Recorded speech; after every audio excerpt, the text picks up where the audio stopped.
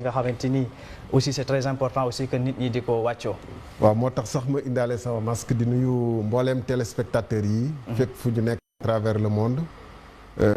di leen fàttali que ñu ngi ci jamono bu xaw a doy waar boo xam ne dafa laaj ñu jël gestes yi ngeen wax nii. maanaam moytu fagaru bala di faju bu ñu seetloo jamono yi nag ni ñu ko jële woon ci njëlbeen. boo demee ci mbedd yi masque yeeg sorianto beeg yooyu dafa mel ni xaw na wàññeeku parce que nit ñi dem nañu ba. def ne que mbir mi demewul niñ ko doon waxee. maanaam le mal n'est pas aussi profond qu'on le pensait. amaana dinañ ci ñëwaat. te loolu ça peut être très dangereux. Monsieur le maire. Merci beaucoup et je suis très heureux d'être avec vous ce soir ici. Merci beaucoup, le plaisir est partagé.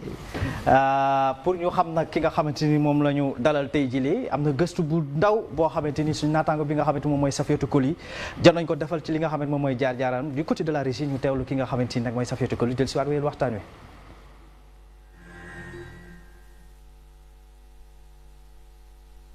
Thierno Alassane Sall, plus connu sous le paronyme de TAS, est un homme politique sénégalais, ingénieur en télécommunications et en aviation civile. Il a eu une brève expérience à la tête de l'autorité de régulation des télécommunications et des postes, ARTP, dont il était le directeur général d'avril 2012 à octobre 2012. Diplômé de l'École nationale d'ingénierie de Sfax, il a travaillé pendant 2 ans à l'Agence pour la sécurité de la navigation aérienne en Afrique et à Madagascar, à Secna, dont le siège se trouve à Dakar. Il a occupé des fonctions d'auditeur de l'aviation civile pour le compte de l'Organisation de l'aviation civile internationale, OACI, en Afrique, en Europe et en Asie, à Secna, où il a passé le gros de sa carrière professionnelle. Il a aussi occupé le poste de chef d'inspection technique avant d'être nommé membre de l'équipe des 19 experts mondiaux choisis pour la mise en place de l'annexe 19 de l'OACI sur la sécurité aérienne. Sur le plan politique, il était membre du comité directeur de l'Alliance pour la République, APR, et coordonnateur national de la convergence des cadres du dit parti. Il fut ministre des Infrastructures et des Transports terrestres et du désenclavement entre octobre 2012 et juillet 2014. Il est démis de ses fonctions après sa défaite face à Idrissa Seck à Thiès. Il revient à la faveur du remaniement du gouvernement John comme ministre de l'Énergie et du Développement des énergies renouvelables. Il a démissionné de ses fonctions suite à son désaccord avec le gouvernement dans le cadre des négociations portant l'exploitation du pétrole et du gaz. Voilà, en bref kooku nga xamante ni nag moom la ñu suñu naataango bi di Safiatou Coly doon xamal moom la ñu am mbégte di ko dalal ci fii ci plateau bi ñu bàyyi ko très brièvement rek mu nuyu ñi nga xamante ni ñooy mbokku téléspectateurs yi. waaw xanaa di nuyu mbooleem sénégalais yi mbooleem ñu ñuy déglu fii ci Sénégal ak diaspora bi di particulièrement suñu xel war a dem suñu mbokk ñu nekk diaspora nga xam ne ay weer ak ay mu ngi commencé yàgg ñu nekkoon ci ay confinement ñu ci gën a bëri seen liggéey xaw a yàqu ci situation yi ñu ci toll gëj a dégg seen famille ñu bëggoon ñu voyager dellu si Sénégal mujj ñëw donc ñu ngi leen di nuyu ñoom ñëpp daal di leen jaajëfal di fàttali aussi particulièrement li xew Amérique di ko joytu ci tàmbali waxtaan bi mooy ki nga xam ne mooy George Floyd di américain bu ñuul boo xam ne moom mooy peut-être ñaata leen américain bu ñuul boo xam ne boom nañ ko ci anam yoo xam ne képp ku ko gis rek faw nga am loo yëkk donc di ko ñaawlu fu ñaawlu yem donc di nuyu aussi mbooleem sénégalais yi particulièrement di def benn correction bu ndaw rek bu souvent bu ñuy def sama présentation dañuy wax ni que j'ai fait 2 ans ou j'ai fait en fait au total pratiquement 22 ans de service actif à la SECNA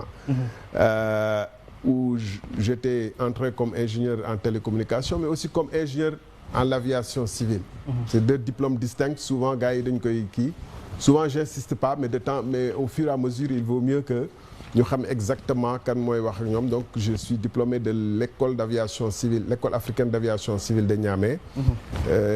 Voilà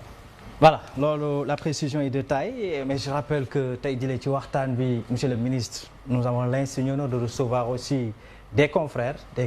yoo xamante ni am na koo xamante ni mi ngi ci ba foofu nga xamante ni ci France dinañu dem ak moom tout à l'heure waxtaan ak moom am na ci confrère boo xamante ni tamit mi ngi fi nga xamante ni mooy ca Maroc dañuy dem sax au niveau donc du royaume chérifien Khadim Mbaye maa ngi lay nuyu.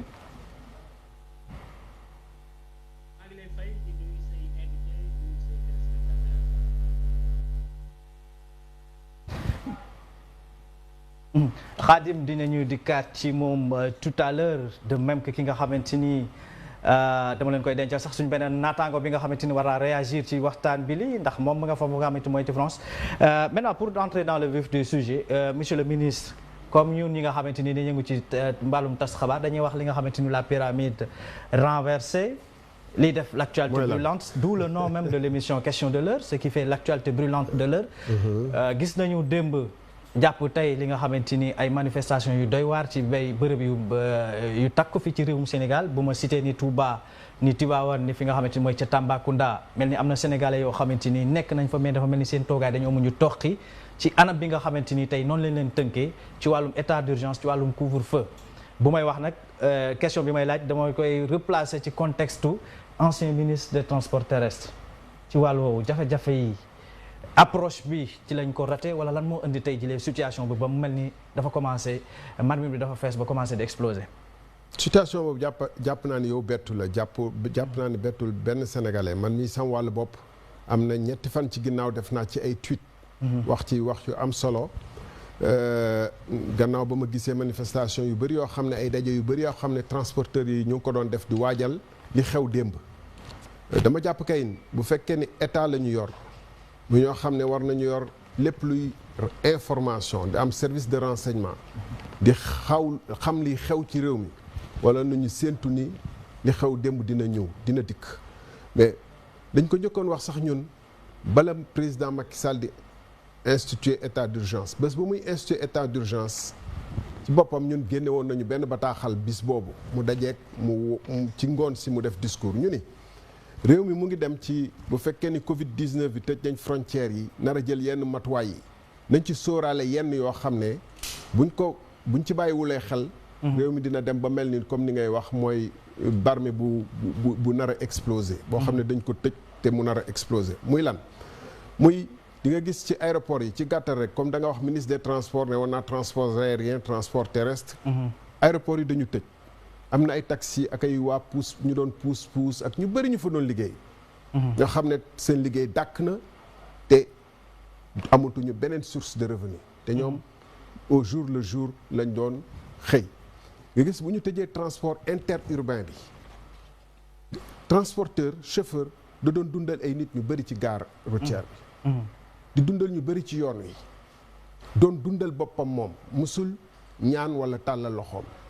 nga jël ay matuwaay yoo xam ne tere nga ko dem ak dikk maanaam tere nga ko liggéey faw nga tegal ko dara ci à côté waaye non seulement tegaloo ko dara parce que nee nga def nga force 19 force Covid 19 tudd ay milliards mais moom sóoraale woo ko te moom mu doon dund ci ñaqam laaju la leneen lu muy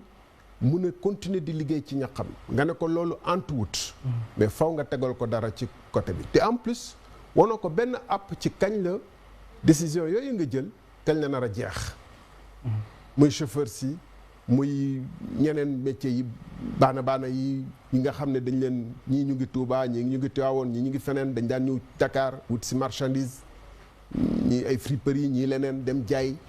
dellu si waat ñoom ñëpp nga tëj leen tënk leen bu boobaa ñooñu dina am benn jamono faw ñu am nu ñu def parce que Olof Ndiaye nee na ku bëgg a dee wequ te mais peut-être ci approche bi monsieur le ministre bu ñu demee ba des citoyens aussi sénégalais di dem di dal ci ay édifices lu mel nii ngay dal ci li nga xamante ne jumtukaay la ci ab ambulance nga koy lakk loolu yaakaar naa ne aussi tamit du anam boo xamante ni dinañ ci ñëw mais dama bëgg a wax ne que ci njëlbeen état booy teg ay matuwaay booy teg ay mesures comme docteur buy joxe ay garab war na xam effet pervers yi effet négatif yi contre indication yi maanaam président de la république ak gouvernement ba ñuy teg ay matuwaay nii dañu def lii ak lii pour xeex coronavirus bi ngal la buñ ci dugal ci matuwaay yooyu feebar yu gën a diis coronavirus ci ñu koy dund ci par exemple transporteurs yi dégg naa fi ay transporteurs nee nañu am na sumay mbokk yu ma ne gis nañ ci yoon wi ñu yore seen permis wetu pire ak yooyu di maajaal ci mbedd mi xam nga loolu dafa ni loo xam ne bu dee am nga seetlu xam nga ni lii tôt ou tard dina am conséquence te ñun dañ ko wax bind ko 2 jours ou 3 jours avant muy am donc état moom moo waroon jël ay matuwaayam woo transporteurs yi toog ak ñoom waxtaan ak ñoom wutal leen ay pexe parce que tudd na fi ay 1000 milliards te 1000 milliards yooyu ñu ko moom ñu ci njëkk ñoo waroon nekk ñoo xam ne ñu ngi woon ci seen liggéey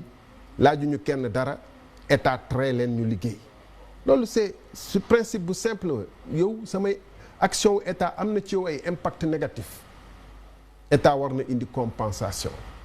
maintenant manifestation bi yi am nii du rek question tëj na gare routière yi wala ambulant yi daf ci yokk yeneen yu bëri yoo xam ne violence ay forme de violence yoo xam ne état bi moo koy organiser ci situation bi ñu toll nii waxuma ni violence moo koy faj de waxuma ni dañu war ban type de violence mais bul fàtte monsieur le ministre que ni l'état est détenteur aussi de la violence légitime. Oui mais c'est une violence illégale frauduleuse parfois parce que mun naa bañ a joxe les plus anecdotiques mais damay joxe les plus graves bu ñu nekkee ci situation boo xam ne ñëpp a ngi sonn nga laaj ay effort ñëpp ñi feebar amay yenn forme de maladie cancer et cetera mënuñu ñëw Dakar faju ji ñu dégg ay scandale sur scandale maanaam ñun ñoo tey di def lii comme li xew ci littoral bi comme li xew dinañ ci ñëwaat peut-être Thiès nga xam ne dañu jël suuf su bëri soo xam ne dagg ko séddoo ko comme yi ñuy dégg ci scandalu ceeb bi ak yeneen comme yi ñu dégg ci scandalu décret yi dem ba nga xam ne dañuy taxaw benn responsable boo xam ne du sax responsable état à quelque niveau que ce soit taxaw di ne bii mooy faux décret bii mooy vrai décret citoyens yëpp di ko seet ba li xaw tey bu fekkee ne nekk na ni maanaam am na ñoo xam ne koo xam ne libéré nañ ko ci fi ñu ko téewoon alors que yu mu def njombe yu garaaw la mais bu boobaa bu fekkente ni amul benn député assemblée nationale bu taxaw jooytul transporteurs yi ubbali wuñ leen benn prox ndoll maasu nit ñu nekk ci réew mi fatigué xam nga dëkk bu mel ni Touba am na ñu ko yore woon ci diaspora bi wala Tivaouane wala Louga 50% rentrée financière yi ci diaspora beeg yooyu lay jóge ñooñu liggéeyatuñu nga nekk état bu xam li sa réew ni muy dundee bala loolu lépp di exploser war nga jël ay décisions pour atténuer ko boo ko defulee am nga ci responsabilité maintenant violence bu amee masque yi fépp foo au monde dina am ñoo xam ne dañuy raas nee nañu ñuy raas dem ak ñuy raas ñuy gàmm ak ñuy raas dem bokkuñu ñuy gàmm ak ñuy raas dem bokkuñu dina ci am ñoo xam ne dañu bëgg ñëw pour raas dem loolu moom c'est partout la ñooñu mënuñu ko monsieur le ministre dañ del siwaat tout à l'heure en tout cas sur ce damay daaneel foofu pour mu leer rek ñooñu mënuñu leen supporter mënuñu ko encourager waaye dañuy fàttali aussi que état amul droit ni liberté d'expression benn mënul am cim réew état d'urgence ou pas parce que boo bañee liberté nit ñi fippu boo war a soxla laaj def ay conférence de presse comme lu xewoon keroog Cap Skirring da ngay def la war mais munoo ñu dénk la suñu lépp jox la suñu lépp suñu kàttan suñu doole suñu yéene suñu lépp dénk la ko ngay def lu la neex te ñun amuñu dara même ndox munoo ñu ko servir nga ne tamit duñu wax boo ko waxee faw nit ñi exploser. d'accord faw ñu exploser ñun dañuy moytu exploser boobu dem ba foofu nga xamante ni nag mooy au niveau du royaume chérifien fekk fa Khadim Mbaye Khadim maa ngi lay nuyu. maa ngi lay fay Mansour j'espère que cette fois-ci c'est bon. waaw très excellemment même ñu bàyyi la nga nuyu très rapidement monsieur le ministre waxtaan wi am na foo ko fekk mu jëm ci wàllum jafe-jafe yi nga xamante ni d'ailleurs même ça fait l'actualité ici au Sénégal mu jëm ci ay mouvement en tout cas spontané yu ñu gis ci yenn dëkk yoo xamante ni fii ci bu ma nee Touba ni Tivaouane ni Kaolack ni Tambacounda ñàkkul ni jot nga xabaar yi que ni am na askan boo xamante ni génn nañu di manifester lu jëm ci wàllum lii di couvre-feu bi waaye tamit li nga mooy état d'urgence bi ndax tënk na leen ba ñu sonn yegg ci loolu. monsieur le ministre ngi noonu dinañ dëkk gën a yaatal waxtaani ci ponk yu bare mais ñu bàyyi la rek nuyoo bi moom genre question lay nekk. waaw Mansour maa ngi lay nuyu maa ngi nuyu say téléspectateurs di nuyu kilifa gi nga dalal aussi ministre bi maa ngi koy nuyu. ni nga ko waxee Sénégal li fi xew lu metti la mais nag du Sénégal kese bon sauf que nag li nga xam ni moo xew Sénégal dafa xaw a wuute ci ak boo koy comparé gi xew ci yeneen réew yi par exemple boo gisee li xew États-Unis wala ci yeneen réew yoo xam ni sax nit ñi bëggatun nekk ci li nga xam ne moo di confinement bi ñoom bu ñuy wax dañ la naan ñun dañoo bëgg a génn ci confinement bi parce que lii du suñu mode de vie maanaam ñun dañoo nekk nit ñoo xam ni dañoo bëgg di jël ay vacances dañoo bëgg dem di génn et cetera mais Sénégalais bi lan la lay wax aw ma lu ma lekk amatuma lu ma naan aw ma ndox xam nga donc vraiment c'est des détails yoo xam ni dafa xaw a sax ruslu benn instant bu ñu koy toog fii di ko waxtaanee. waxuma sax ci wàllu liberté mais ce sont des choses yoo xam ne c'est élémentaire lu basique loo xam ni vraiment instant bi nii war nañ koo mën a dépasser parce que tout simplement dañu nekk ci état d'urgence sanitaire bu fekkee da nga nekk ci état d'urgence sanitaire ñi nga xam ne ñooy population bi le minimum da nga leen koy assurer le minimum da nga leen ko assurer moment wàllu sécurité ak lépp loo xam ni dafa vital mais malheureusement c'est dommage que ñu gis ay dëkk yoo xam ni jusqu'à présent li leen xamle woon moom liggéey bokkuñu ci lépp loo xam ni wàllu politique dañ ko fay tere fu mel ni Touba par exemple mais gis nga tey jii ñu fay manifester lu ñu lay wax ce sont des jeunes yoo xam ni nañ fa appliquer tey règles yi nga xam ni moo nekk en vigueur au Sénégal c'est pas du tout nekkul loo xam ni moo war a mën a xew ci dëkk yooyu nga xam ni mooy Touba te aussi ñeneen ñi manifester wu ci yeneen ville yi mooy régions yi nga xam ni ce sont des régions extrêmement délaissées. L'État n'a rien fait pour investir ça pendant très longtemps donc situation yi mel situation d'exception day tax ba souvent dañuy wane suñu vulnérabilité maanaam dañuy woote nga xam ni dañuy gis vraiment suñuy vulnérabilité suñuy faiblesse et que réew bu mel ni ville bu mel ni Touba par exemple c'est la deuxième ville du Sénégal tey boo fa demee est-ce que di nga fa gis industrie pas du tout informel moo fa nekk Touba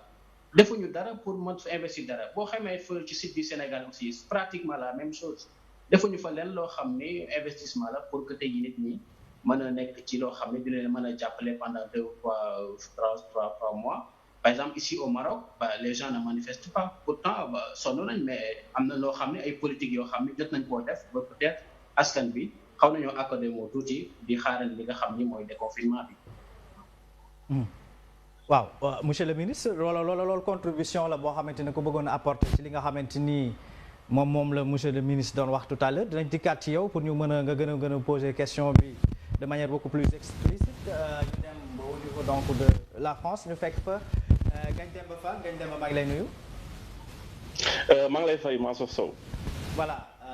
monsieur le ministre Thierno Alassane Sall mi ngi noonu yaa ngi noonu gannaaw ba nga nuyoo mbokku téléspectateurs yi nga xamante ni nous suivent un peu partout à travers le monde. effectivement Mansour ñu ngi leen di nuyu bu baax di leen gërëm di kontaan bu baax ci boole bi ñu boole ci waxtaan bi et puis di nuyu également monsieur le ministre di kontaan bu baax aussi di jàkkaarloo moom tey ci li nga xam ne mooy waxtaan bi et je pense que question bi nga ubbee question d'actualité la ñun ñëpp jot nañ ci xibaar bi yaakaar naa ni Sénégal ñor nañu ñun ñëpp ñor boo xam ne suñu xëyee li ñu njëkk a def moom mooy xool li nga xam ne moom moo xew suñu réew donte suñu nekkee bitim réew donc ba li nga xam ni moom moo indi wax ji tey ñu koy waxtaane moom mooy manifestation yi nga xam ni am na ci biir réewu Sénégal mais manifestation yooyu monsieur le ministre wax na ko dara waralu ko lu dul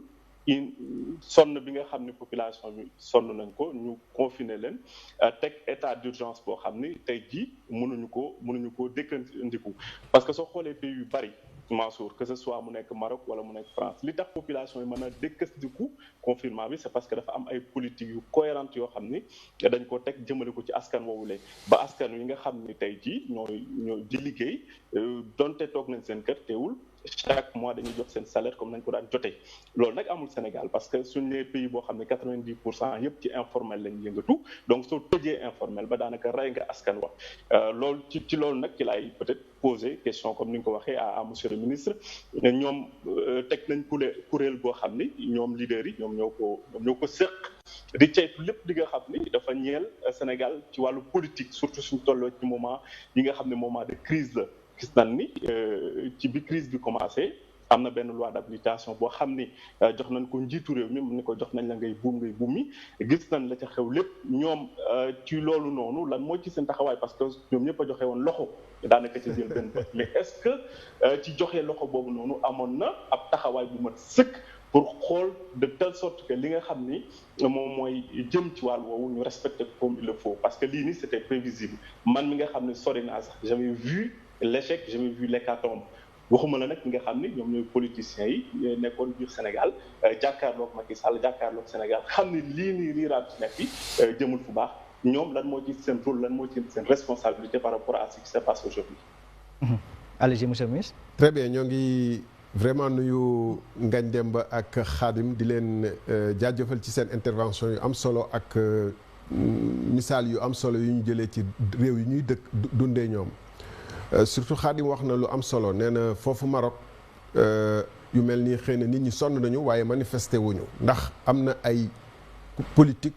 yu cohérente yoo xam ne nit ñi mun nañ ko comprendre yuñ fa teg. ndax dama jàpp ni askanu Sénégal askanu gor la askan bu xam coono la ak mun a dëkku coono à condition ñu teg leen coono goo xam ne mun nañ ko nangu te ci yoon la tegee. dinaa ñëw si sa question Ngagne Demba mais damay def commentaire ci Khadim rek. askan wu yàgg sonn la bu ñuy wax résilience wala difficulté les Sénégalais ils connaissent ce que c'est que la pauvreté et les difficultés ils connaissent te xam nañu bu situation ñëwee nattu bu ñu yàlla teg xam nañu ni war nañ ko dëkku ak nañ ko war a dëkkoo mais tamit day fekk comme ni ñu ko waxee ñoom ñaar mu fekk ni politique yi ñu teg c'est cohérent te am na lu mu mun a jural réew mi maintenant benn précision laa bëgg a indi ba président de la République di wootee man de bokkul ci ñu mu woo ak peut-être ku mel ni Abdoul Mbaye parce que xam na peut-être façon bi mu wootee ñun naruñu ci ànd parce que man dama jàpp ni moom dafa tënk li mu war a def yëpp woo nit ñi pour yëgal leen tem réew dañ koy pencoo maanaam bala mu doon jël ay décision puisque bu ngeen xoolee dafa def le 23 mars ci ay fàttali discours à la nation annoncé li mu doon def lépp le 24 mu commencé recevoir leader opposition yi donc foofu kaay leen ma yëgal leen li ma namm ci réew mi te ngeen jàpp ci ña fa demoon ña ca génn ku nekk xam nañu lu mu wax ak nan la doxalee ñun bala muy wax may fàttali bala muy tëj frontières yi avant le 23 juin def naa ne ay le 7 ou le 8 bokk nañ ci ñu njëkk def Twitter man sama wàllu bopp ne ko président xam nga ni jàngoro ji Sénégal dañ ko na mun a importer ci avion yi rek la mën a duggee donc lan ngay xaar ci tëj frontières yi parce que boo tëjul frontières yi dina fi dugg te bu duggee boobu lay gën a compliqué ensuite ci aéroport bi am na ay matuwaay yu des du ma ko fi bamtuwaat mais ku mu soxal mun nga dem def nañ ci ay vidéo mu ngi YouTube def nañ ci ay Twitter donc loolu xam nga lu taxoon ñu gisee ñu def kii magum xamoon naa ko moo gën magum waxoon naa ko moo gën magum xamoon naa ko lu tax ñu wax loolu parce que buñ jëloon matuwaay yooyu tey amaana du ñu tëj sax lu ñu soxla sax tëj frontières yi ak région yi ndax Sénégal comme beneen ni mu ko comprendre mënuñu tëj région yi tëj yenn barab yëpp marché yëpp ak yooyu parce que suñu koom nu mu bindoo la 85% maanaam téeméer yoo jël juróom-ñett fukki ak juróom yi ci informel dañuy xëy daw am ci taaba dugal seen kër loolu ci départ la waroon jël ay matuwaay yoo xam ne day wut masque yi te loolu OMS waxoon na ko ci jamono yooyu nañu def masque renforcer test yi ba pare xool nu muy jàppalee secteur yi nga xam ne comme transport aérien yi comme hôtelier comme yooyu crise bi touché na leen yeneen secteurs yi mu xool na mu leen di orienter pour ñu gën a dëgër mais moom solution boo xam ne dafa copier li xew yeneen dëkk yoo xam ne yeneen réalité la am indi confinement indi couvre-feu indi ay interdiction circulation entre alors que boobu peut-être que ñaar wala ñetti ville ñoo amoon virus bi bu ñu defoon comme ni OMS tegtaloon nañu tester en masse tester ngeen tracé ñu ànd ak jàngoro bi ngeen isolé leen boobu bu ñu ko defoon à l'échelle du pays soxlawul ñu tëj région yi parce que xam na ni bu ñu tëjee région yi du sotti donc ñun mosuñu ànd ak mesures yooyu ñu mu jël ba mu jëlee mesures yooyu ñu wéy tuuti fësalaat ay yeneen kàddu bind ko nii nañu moytu feebar bi niñ koy fajee paj mi muy paj moo xam ne day lore. paj buy jur jàngoro. waaw buy jur loraange mooy li xew nii. donc ensuite boo yoree état comme ni ma ko yoon sànq yor ay services de renseignement dans tout le pays yor ay xam état wu pays bi transporteurs yi li ñu wax nii dañ ko annoncé ne le 2 dinañu yëngal di def seeni organisation dans toutes les gares routières te bu fekkee ni da nga am yërmande ci doomu aadama yi nga jiite xam lu ñuy dund waroon nga xam ni transporteurs yi toqi nañu sonn nañu am na ci ay kër yu tas. beneen mbir moo xam ne nañ ko wax aussi bu tax révolte bi demee nii dafa am keroog sama benn xarit sama rakk la sax du sama rakk ci kii mais sama rakk la ñuy ànd tout le temps bu nekk Thiès buntu këram lañ ko fekk mu taxaw moom ak frère am a ngi def masque moom deful masque ñu ramasse dugal ci oto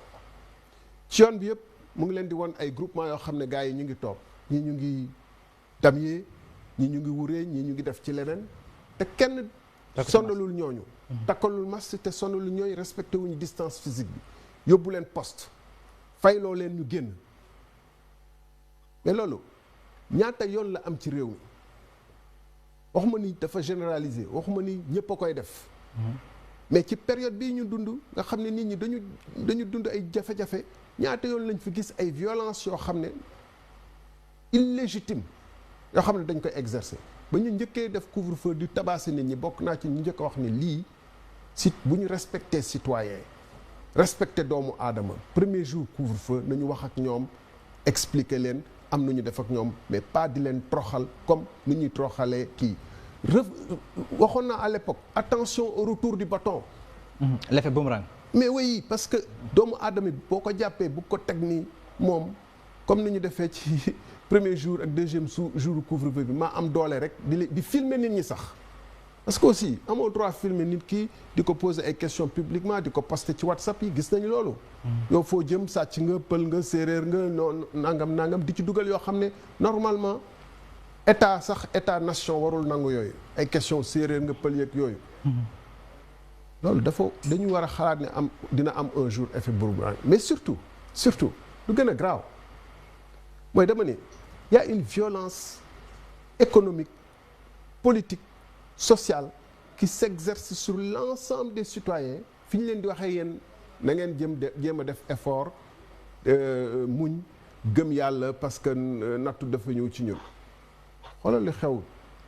ci corniche bi li Barthélemy le maire Barthélemy qu'on salue au passage di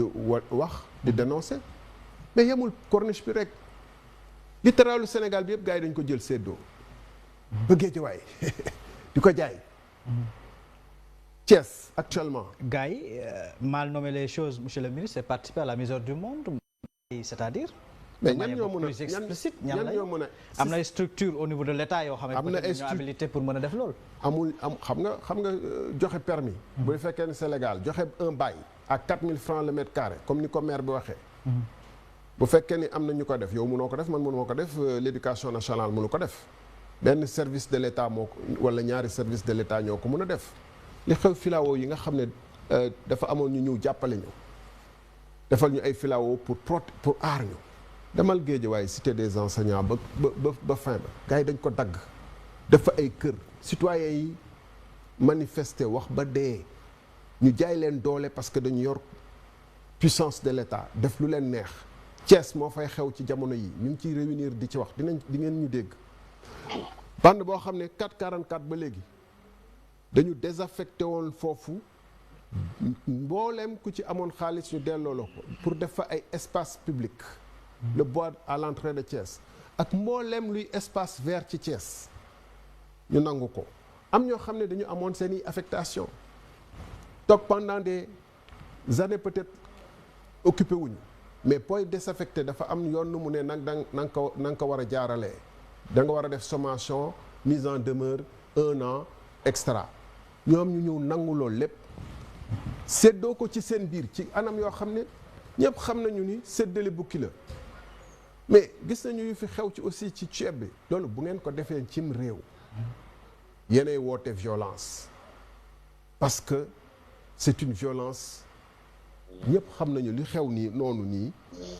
defu leen ko parce que da ngeen am doolewu état bi yéen yor état bi di doxalee nu leen neex.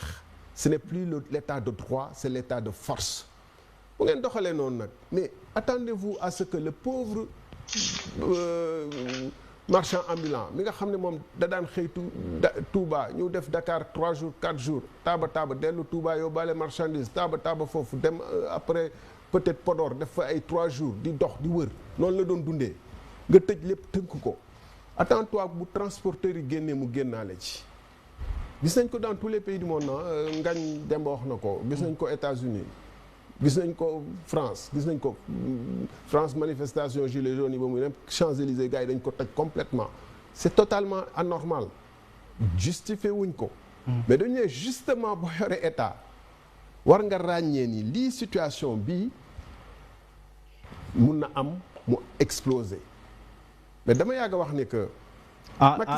lii place tey jii monsieur le ministre bu fekkoon yaa nekk ci place su son excellence le président Macky Sall approche bi mu jël par rapport à la gestion de cette crise doo ko jël. duñ ko jël parce que dañ ko bind tënk ko ci ay kii donc mënuñu wax ni ñun dañuy wax lu ñu neex envoyé am na ñu ma la ci envoyé à l'avance d'ailleurs te ku mu neex aussi mun nga dem ci suñu compte Facebook mun nga dem ci suñu Twitter di nga fa fekk ñu bind depuis. avant le 23 jours. très rapidement rek ñaari ponk jàpp 3 ponk rek yoo xamante ni mën nañu ko partager balaa ñuy dem ci beneen sujet. dama ni. d'abord gis-gisu lan mooy coronavirus bi moom le fausse départ te loolu adduna bi yëpp dañu artu woon avant borom xam-xam yi ne pandémie yu mel nii wala ay catastrophe climatique wala ay yu mel noonu dina ñëwaat di ñëwaat. donc da ngeen di waajal seen bopp comme Ebola ba mu fi jaaree. Amérique ñëw jàppale ñu ci d'ailleurs pour tàggat ni ñun dañu waroon gën a tàggat suñu bopp. ñaareel bi ba mu ñëwee dafa fekk suñu système sanitaire lépp nërmeelu moom 8 ans yu fi nekk tabaxul benn hôpital Dalal Jàmm Ablaye Wade moo teg première pierre bi en 2007 2019 lañ ko ubbi bañ koy ubbi en réalité du woon sax hôpital bu ñu mën a def garde parce que amul woon dara il a fallu coronavirus bi ñëw ñu sànni fa ñeent fukki lal pour ñu commencer tàmbale ay garde xam nga ni système sanitaire bi ay médecins yu bëri ay médecins yu chômeurs yu bëree ngi fi ay dans les hôpitaux postes de santé ay contractuels yu bëree ngi fa donc ñooñu bu situation bu mel nii ñëwee joxoo leen masque parce que gis-gisu départ bi la faussé moom dañu ne asalaamaaleykum coronavirus ñëw na waroon na ko waajalu ko waroon nañu am ay hôpitaux yu doy ak ay postes de santé yu daw ak ay médecins yu doy ak ay infirmiers yu doy amuñu ko mais na leen wutal ay jumtuwaay yi waroon na teew parce que comme ni ma ko waxee sànq mais loolu maladie yi mel nii dañu ñëwoon dina ñëw di ñëwaat donc réew yi nga xam ne ñoom ñu ngi doon fagaru jëndoon nañu ay masques ak ay équipement teg mais donc moom yooyu yëpp waajalu ko ba mu yegsee tamit au lieu mu ni comme ni benee wax man mënuma tëj sumum réew donc naa wutal ñëpp masque yokk bu geste de barrière yi protéger système médical bi di tester moom dafa dem jëndi ceeb la dem jëndi ceeb ana virus naam dina am ñu sonn mais ñu sonn yi nañu mënoon nañu fexe ba nga xam ne nañu wàññi dund gi bàyyi nit ñi di circuler entre les différentes régions ñu doon taaba continuer di taaba parce que loolee mu tegoon yëpp tey jii nii mu ngi koy teggi benn te maladie bi mu ngi gën a yokku ça veut dire que képp ku gis il a totalement échoué parce que dès le départ méthode yu mu jël ci tënk moom moo baaxul moom encore une fois Macky Sall man je le répète souvent je suis désolé mais c'est ça la réalité boo xoolee moom directeur de campagne la moom affaire politique la xelam di gën a màcc ak directeur de campagne ban intérêt au moment où buñ ko faleek léegi at lay toll ci deuxième li nga xamante ni mooy mandat enjeu amatu fi bu mag moom mu ne nekk directeur de campagne aussi jëf yi la ñuy xool boo xoolee moom ceeb la jënd di xool nan lañ koy distribuer ci village di promettre Sénégalais yi naa leen jox ceeb ak nu ngeen dundee alors que mënoon nañu wàññi dund gi ñëpp mën ci jot waa école polytechnique taxaw nañ fi ne découvrir nañu respirateur bu fekkonte ni un président de la République comme ni kii wax Khadim mi nekk Maroc xam na ni Maroc ñu ngi exporter ñu ngi jéem a exporter ay respirateur ñu ngi ci taxaw di taxaw pour nekk une entreprise. Maroc léegi dañu ko gëm ni entreprise la roi bi mel ni un chef d'entreprise. ñun donc dañu waroon farlu ci respirateur yi, farlu ci defar suñuy masque, farlu ci gel hydroalcoolique bi naka la ko ñoom Valdac ñoom groupement femmes yu nekk yi Touba comme justement nit ñi dañu sonn foofu ñu dugal fa tuuti xaalis pour groupement femmes yi defar gel di ko jaay, defar masque di ko jaay. loolu ngay comprendre ni kii comprendre na situation bi ñuy dund bii nii ak lu mu laaj, mais nañu séddale ceeb bi bind turu gars yi demee surtout cëral ci surtout ñu mu feggool parti pour que ëllëg ñu ne président moom leen mayoon ceeb bu ngeen di woote fàttaliku leen ko comme li xew d'ailleurs ci consulat Sénégal gis ngeen ko nu mu ñaawee fële ci France maanaam rang bu doy waar bu dëppoowul ak jamono. jàpp naa ni français yi ils sont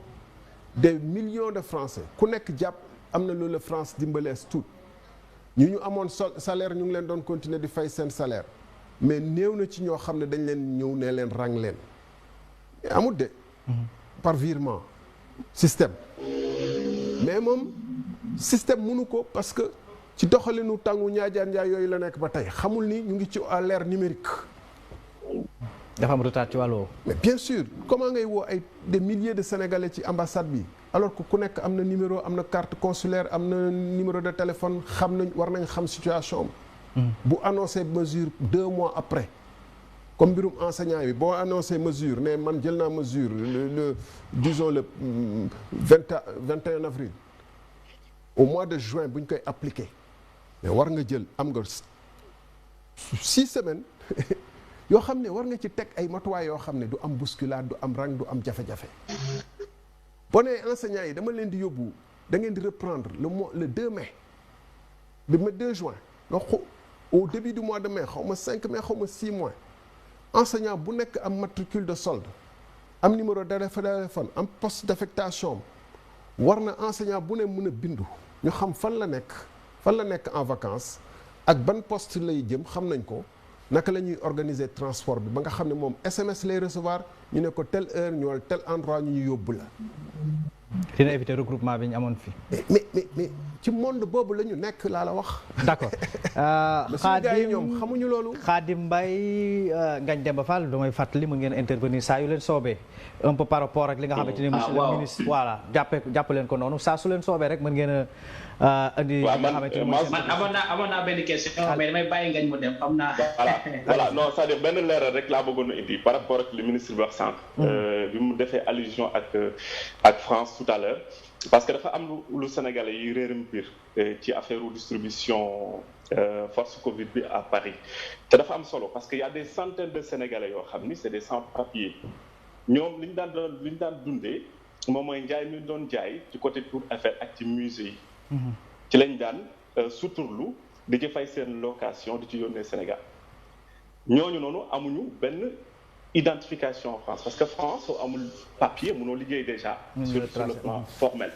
donc soo liggéeyul sur le plan formel c'est-à-dire bi crise bi ñëwee tu peux rien faire parce que njaay mi nga doon jaay puisque état d'urgence moom moo am donc confinement moo am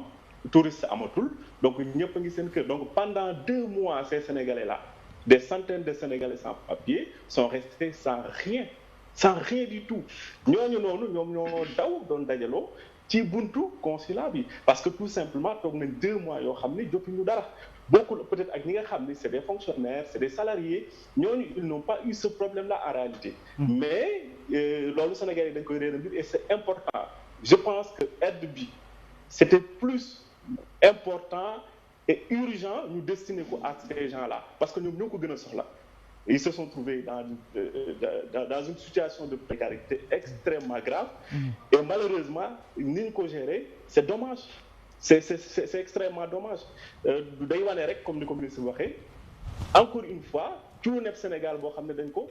importé à l'étranger et que su ko nit ñi di gis sax dañuy reetaan dañ naan bon voilà c'est li nga xam ne moom moo xew Sénégal ñu koy gis saa su ne moom la ñuy retrouver aux États-Unis moom la ñuy retrouver en France et que ay Sénégalais di ko def. très bien Ngagne. waaw man question bi en fait ma juste la question ma bëggoon a poser ministre bi. parce que sànq maa ngi dégg mu xaw a dégager sur ay responsabilités am. ni bon ñu woowuñu ma cela veut dire que ni kon defuñu woon ay propositions. mais teewul ba tey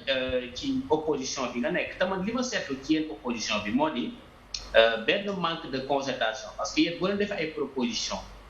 ñu gis ay fragmentation kii jaar fii parce que bon. yow peut-être yaa ngi ak Abdoul Mbaye ak ñeneen ak Mamadou Lamine Diallo mais gis nañ Sonko de l'autre côté ak ñeneen ñi nga xam ne tamit président woowoon na leen mais après gis nañ ne affaire bi doxul mais déggul leen est-ce que yéen en quelque sorte déggul ni yéen ñi nga xam ne yéen a war a nekk une force de proposition yéen aussi amu leen part de responsabilité ci échec bii nga xam ne tey jii moom la Sénégal yi pour constater te aussi bu ma waxee manque de concertation c'est pas seulement les politiques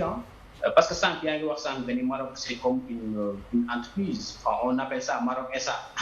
man na am Sénégal SA mais day fekk ni par exemple ñi nga xam ne ñooy patronat bi aussi ñu impliqué wu est-ce que xam nga ni fii ci Maroc patronat bi ñu tuddee ko la CGM la Confédération Générale des Entreprises du Maroc am nañ ay députés à l'Assemblée nationale maanaam ñoom ñoo lay wax ni la bu ñuy reprendre SA bi nii voilà guide bii nga xam ne moom la ñuy teg ci entreprise yi en matière de sécurité en matière d'hygiène mais aussi en matière de sécurité pour les employeurs pour les employés te aussi li nga xam ne mooy côté social dañ la naan lii la ñuy teg ñu lii lañ bëgg état bi def ñu ko bu ko defee ñu mën a sécuriser suñu emploi est-ce que yéen aussi mooy question bi may poser rapidement est-ce que le fait que yéen ngeen nekk ci opposition ba pare mënu leen fédérer patronat bi mënu leen ànd ci seen biir est-ce que aussi amul benn genre échec boo xam ne war ngeen ko mën a assumer. D'abord maa ngi lay gërëm ci question bi mais dama bëgg préciser comme ni ñu poser question aussi mun naa la poser question mais est-ce que jàng nga yow li ñu bind parce que ñun dañu bind lu bëri en tant que République des valeurs ak CRD ci ay propositions par exemple bu ma ko lëkkaleeg li Ngagne Demba laajte léegi ñun dañu ne woon am nay Sénégalais yu bëri d'accord nañu am na Sénégalais yu bëri yoo xam ne c'est des sans-papiers xam na ni ñu dundee foofu bu confinement bi arrêté du ñu dund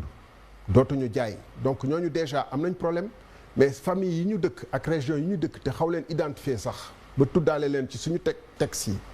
comme lu mel ni Louga comme lu mel ni Touba comme lu mel ni ay Matam dinañ am jafe-jafe parce que seen benn source de revenu bu am solo dina arrêté bind nañ ko ba pare ne sénégalais yi nekk bitim réew yooyu bu ñuy dimbale ñooñu la ñu war a njëkk a dimbale mais Ngagne Demba xam nga fan laa d'accord ak yow mooy même boo nekkee sans papier en France pour ñu jox la ndimbal pour un jour ñu jox la ndimbal foo nga teew mais comme ñoom ñoo ko annoncé bala jour bi ju jot war nañ ne nit ñi envoyé leen seen numéro de téléphone envoyé leen seen numéro de passeport ak lépp ñu vérifier d'abord ndax sénégalais nga que yaa ngi teew ban date nga teew ak lépp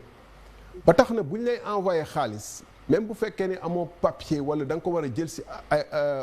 amoo compte mënuñu la ko genre système MoneyGram wala yooyu da nga ko war a jël si ambassade mun nañ la programmer waxtu boo xam ne dinañu respecter gestes barrières yeeg attroupement à l'ambassade. Tout à fait. donc mooy li may wax question de cuune gi nga xam ne tout le temps dañ koy wane même ci affaire carte d'électeur yi te wane ci aussi li ma mën a tuddee sabotage parce que carte d'électeur yi da nga daan gis ku nekk Helsinki war a woote Helsinki ñu dem def ko moom mu dëkk Helsinki war a woon sa Helsinki ñu sànni ko beneen ville Hollande wala même Russie ci sabotage donc pour revenir maintenant sur l'unité de l'opposition man li ma mënul d'accord mooy aussi ñu ne opposition bi yëpp dafa war a nekk benn pegg mënul nekk il faut que aussi li ngeen di dund ci yeneen réew yooyu ngeen di dund nga xam ne en France par exemple mënoo xalaat ni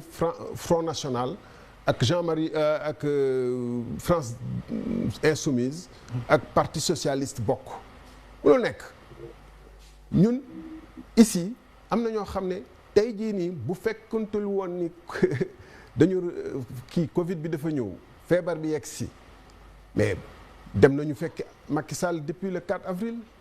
xam nañu ay nit ñoo xam ne. mais nga baal ma. non je termine juste sur ça parce que. boo bëggee comparer li xew France ak Sénégal parce que France parti ya fa nekk pas dañoo am idéologie on parle de l'extrême droite on parle de la gauche. mais je suis désolé. mais nous Sénégal, je prétends avoir une mais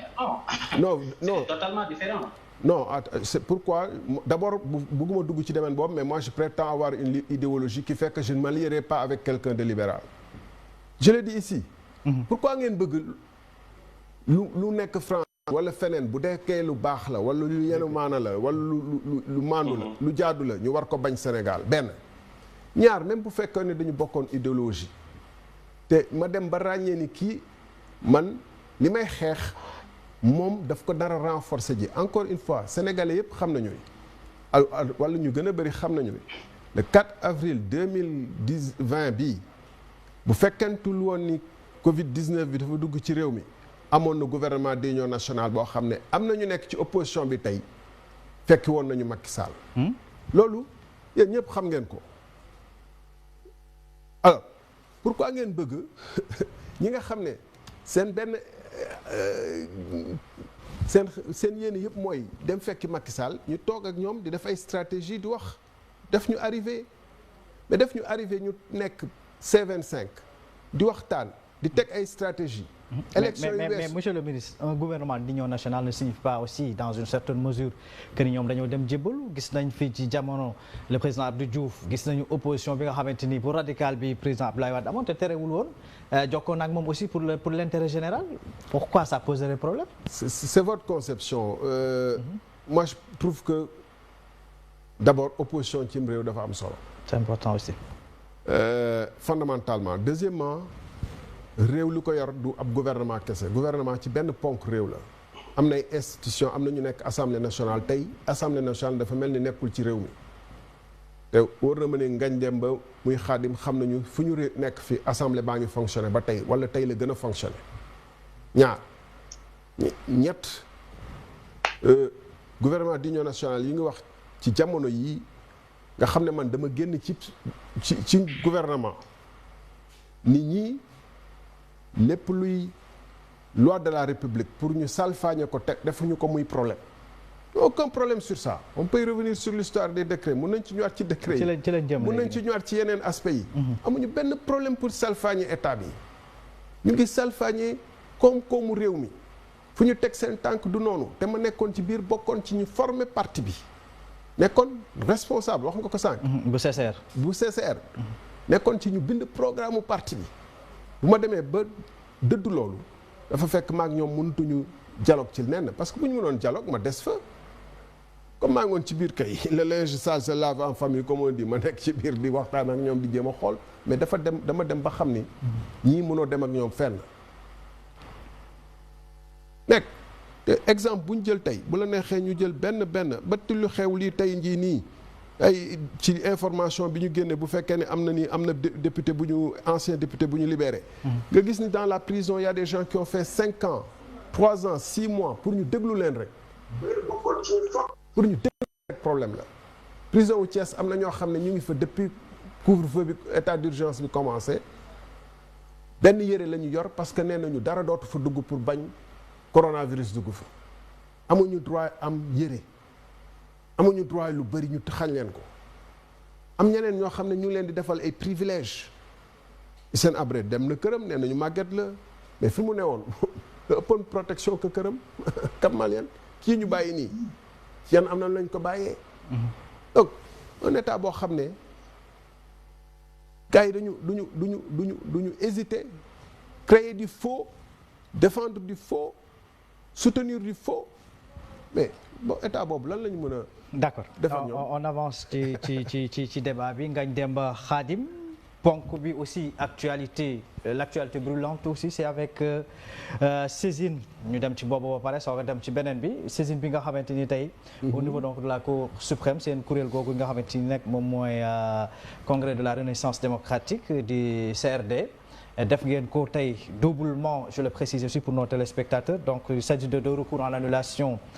et de requêtes en référé contre donc li nga xamante mooy décret présidentiel numéro 2020-964 bu 17 avril boobu nga xamante ni ci coowal honoraria bi la jëm pour les anciens présidents du conseil économique social et environnemental beneen bi doon numéro décret bi nga xamante mooy numéro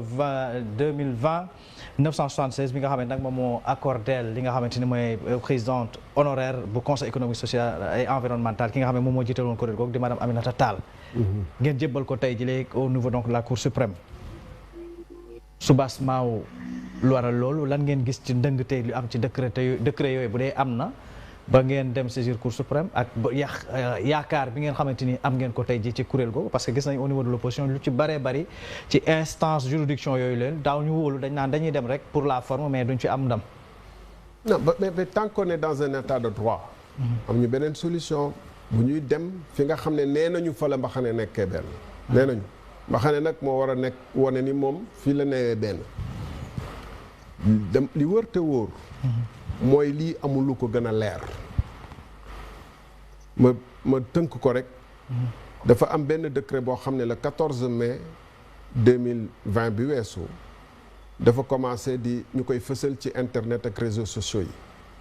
mu yaatu ci ba tiital waa nguur gi ñu génne benn communiqué de démenti bu jógee présidence de la République ñu ne décret bi nga xam ne moom moo nekk ci réseaux sociaux yi nekkut faux la ci saa si man bokkoon naa ci ñu ko njëkk a fësal wala ku ko njëkk a fësal ci homme politique yi ci Twitter 14 mai boobu ci saa si am ñu bëri ñu song dañuy wax lu ngeen wax c'est faux ñu ne leen benn démenti dafa waroon génne décret 964 bi bu nekk bi fu fekkee ni beneen la bu dee beneen la parce que 964 moom am na ndax 965 am na 966 am na ak yeneen am nañu benn bu leen xaar ba ëllëg wala gannaaw ëllëg di ñu sosal beneen décret indi ko ne bii mooy bu baax bi parce que décret 964 boobu lu taxoon mu yéeme doy waar ruslu mooy ci fànn yu nga guddi yi nga xam ne président de la République da doon woo sénégalais yi ku nekk lu mu am na dugal ci gaal gi pour ñu mun a dem na dugal ci leket gi pour ñu mun a dem jàppale sénégalais yi moom ndeke mu ngi cëral ay nitam cër yu doy waar ay teraanga yu doy waar loolu moo tax ñoom ñu weddi woon ko ca saas ñu toog ay quelques fan gis beneen décret boo xam ne 976 boo xam ne publier nañ ko boobu journal officiel te ñu ngi ko jël le 21 mai maanaam ñeenti fan après premier décret 964 bi ma wax ñu publier ko journal officiel maanaam boobu nag officiel na amul werante te 976 boobu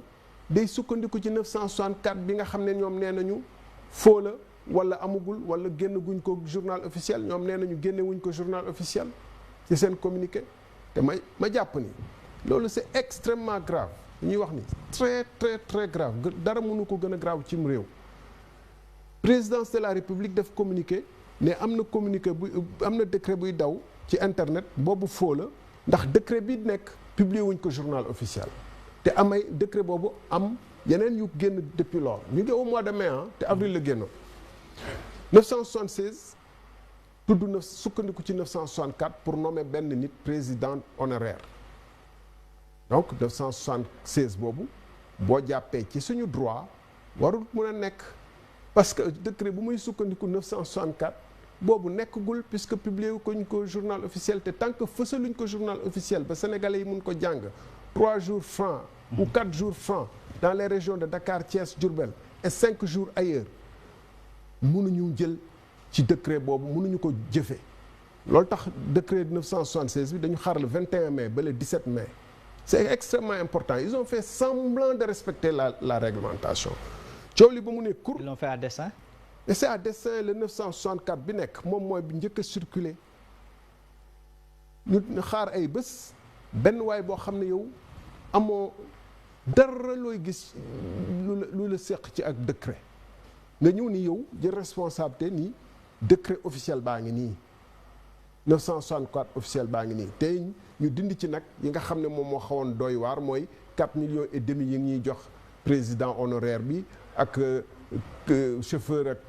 oto ak chauffeur ak kër ak yooyu ci yu doy waar yooyu ñu ko joxoon mu ne bii mooy décret 964 bu baax bi alors que 964 boobu moom it fësaluñ ko journal officiel te moom amul benn daraja ak maqaama ci réew mi ak benn responsabilité ci réew mi pour ne lii mooy bu dëgg lii moo dul bu dëgg parce que du moom mooy journal officiel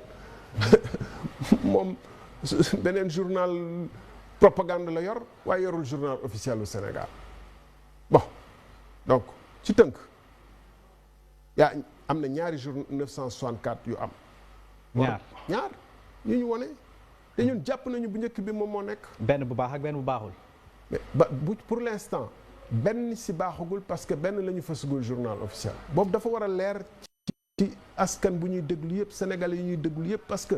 xam nga bu ñuy def réquisition président de la république di am droit di def état d'urgence di décréter ñuy nangu dafa am ci ay loi yu mu ko teg. bu fekkee ni moom wala ñeneen violé nañu loi boobu loi yooyu mais c'est aussi grave que keneen ku violé état d'urgence am ba ñuy dal ci kawam wala c'est beaucoup plus grave parce que moom dafa waat ni dinaa respecter seen constitution seen yoon ak seen lépp. est-ce que loolu leer na donc 976 bi baaxul 964 bi baaxul ñu dem tribunal ne nañu wax ban moo baax ci 900 nañu forcer président de la république ak gouvernement bi ñu génne 964 au journal officiel parce que moom mooy état nañ leen forcer ñu génne nañ leen wax ni parce que justice nag dafa war a am taxawaay bu bot sëkk gis nañ keroog Malawi li may wax ni dafa am solo pour Sénégal dafa am solo gis nañ keroog Malawi seen cour constitutionnel dafa ni président bi nañ ko fale woon dëppoowul ak yoon ñu annuler élection président de la république président de la république bi dem porter recours cour suprême ne ko yow président de la république bañ lay fal ci ay fraude lañ la fal dañ koy annuler ñu ngi jàppaat mu cour suprême ni nañu def élection yi bala telle date loolu mooy cour suprême loolu mooy état est-ce que ñun Sénégal dañu war a xeeb suñu bopp bañ a wekk suñu bopp ba Malawi Cap-Vert Kenya seen cour suprême di jël ay décision ñu koy exécuter ñun papier yoo xam ne sénégalais yëpp xam nañu lii ay njuuj caaj la ñu sëgg ci fës Khadim Ngagne très rapidement rek ci point boobu ñu ngoon xool monsieur le ministre li mu wax ban gis-gis ngeen ci am question relativement wala li nga xamante ni moom mooy un commentaire. waaw man dama am benn problème ak opposition Sénégal sincèrement parler dama ko yàgg wax problème bi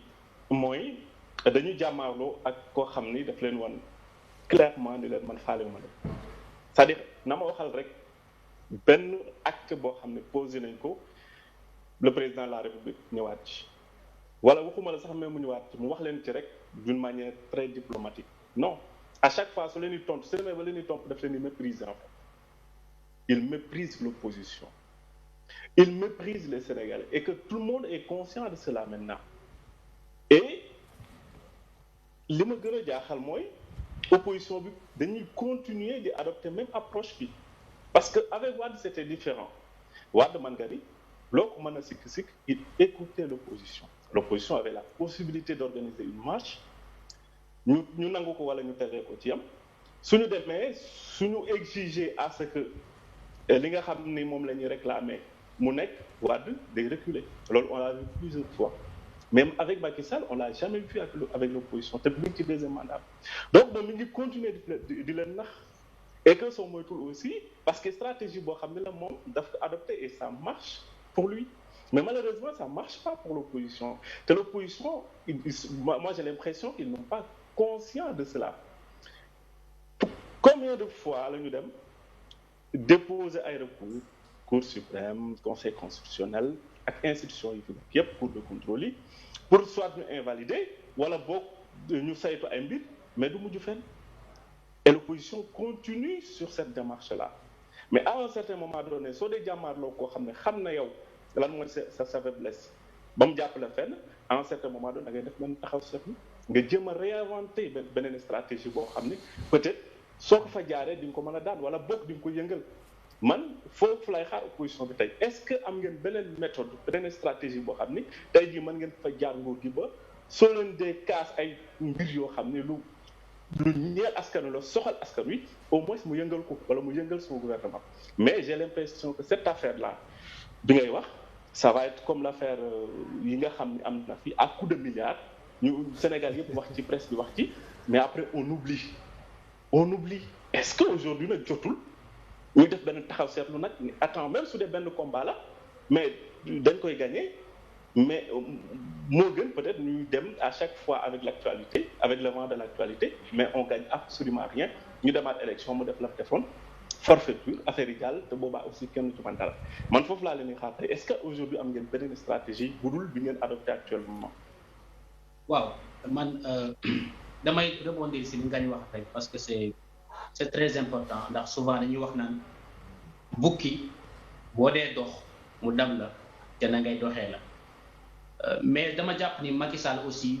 d'une certaine manière day def li naan fayantoo mais buy fayantoo ak ñi nga xam ñooy seen adversaire politique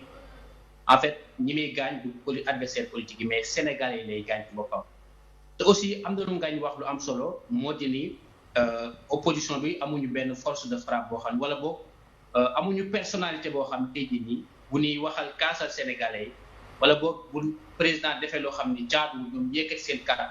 président di leen mën a nattoo te nañu toll bu leen mën a répondre mais du politicien seulement c'est aussi les Sénégalais ñoom ñoo falaat Macky Sall joxaat ko deuxième mandat te premier mandat Macky Sall mais man ku ma waxoon ne dinañ ko éliraat du ma ko gëm mais pourtant les Sénégalais ont voté bon après mën nañu wax ni waaye les résultats ont été publiés et cetera mais Sénégalais yi nag ñoo voté te puis encore ñi gën a sonn gën a nekk ci ay jafe-jafe ñoom ñoo ànd ak Macky Sall falaat ko joxaat réew mi aussi nag benn instant man j'aime bien tirer fekkee ki def na ay fautes pour opposition bi man xaw naa leen yëpp tuuti mais benn instant man gëm naa ne aussi c'est pas seulement les cadres politiques de l'opposition seulement aussi mais aussi Sénégalais yi ci boppam ñoom il faut ñu xam aussi li ñu bëgg benn instant parce que c'est très facile ñu ñëw rek ne opposition bi amul doole Macky Sall lu ko neex lay def kenn mënu ci dara non Sénégalais aussi il faut ñu jël seen responsabilité ndax ñaata scandale ñaata problème lañ fi gis ci premier mandat Macky Sall et pourtant élection ñëwee c'est comme si que ni rien de n'était franchement des fois da ngay day xaw a compliqué day xaw a difficile donc man lay bàyyi peut-être nga répondre question nga parce que man tamit très rapidement rek parce que am nañu beneen point boo xamante ni sénégalais yi bëgg nañ cee déglu le président Thierno Alassane Sall en tant que ancien ministre de l'énergie aussi da doon lu am solo loo xamante ni bari nañ tey jii ñuy xaar bëgg cee xam sa taxawaay tontu nga xamante mooy Ngagne ak Khadim. waaw daanaka Khadim moo tontu Ngagne parce que Ngagne sax ni mu waxee daf ma xaw a jaaxal parce que bu dee analyste nga situation réew mi analyste des dynamiques historiques histoire benn réew yamul ci benn at wala benn ñaari at ñaata at la ñu xeex colonisation ñaata at la ñu xeex nguurum Abdou Diouf Ablaye Wade ci deuxième mandat am la ñun lu ñu mën a wax ñun en notre âme et conscience mooy suñu taxawaayu bopp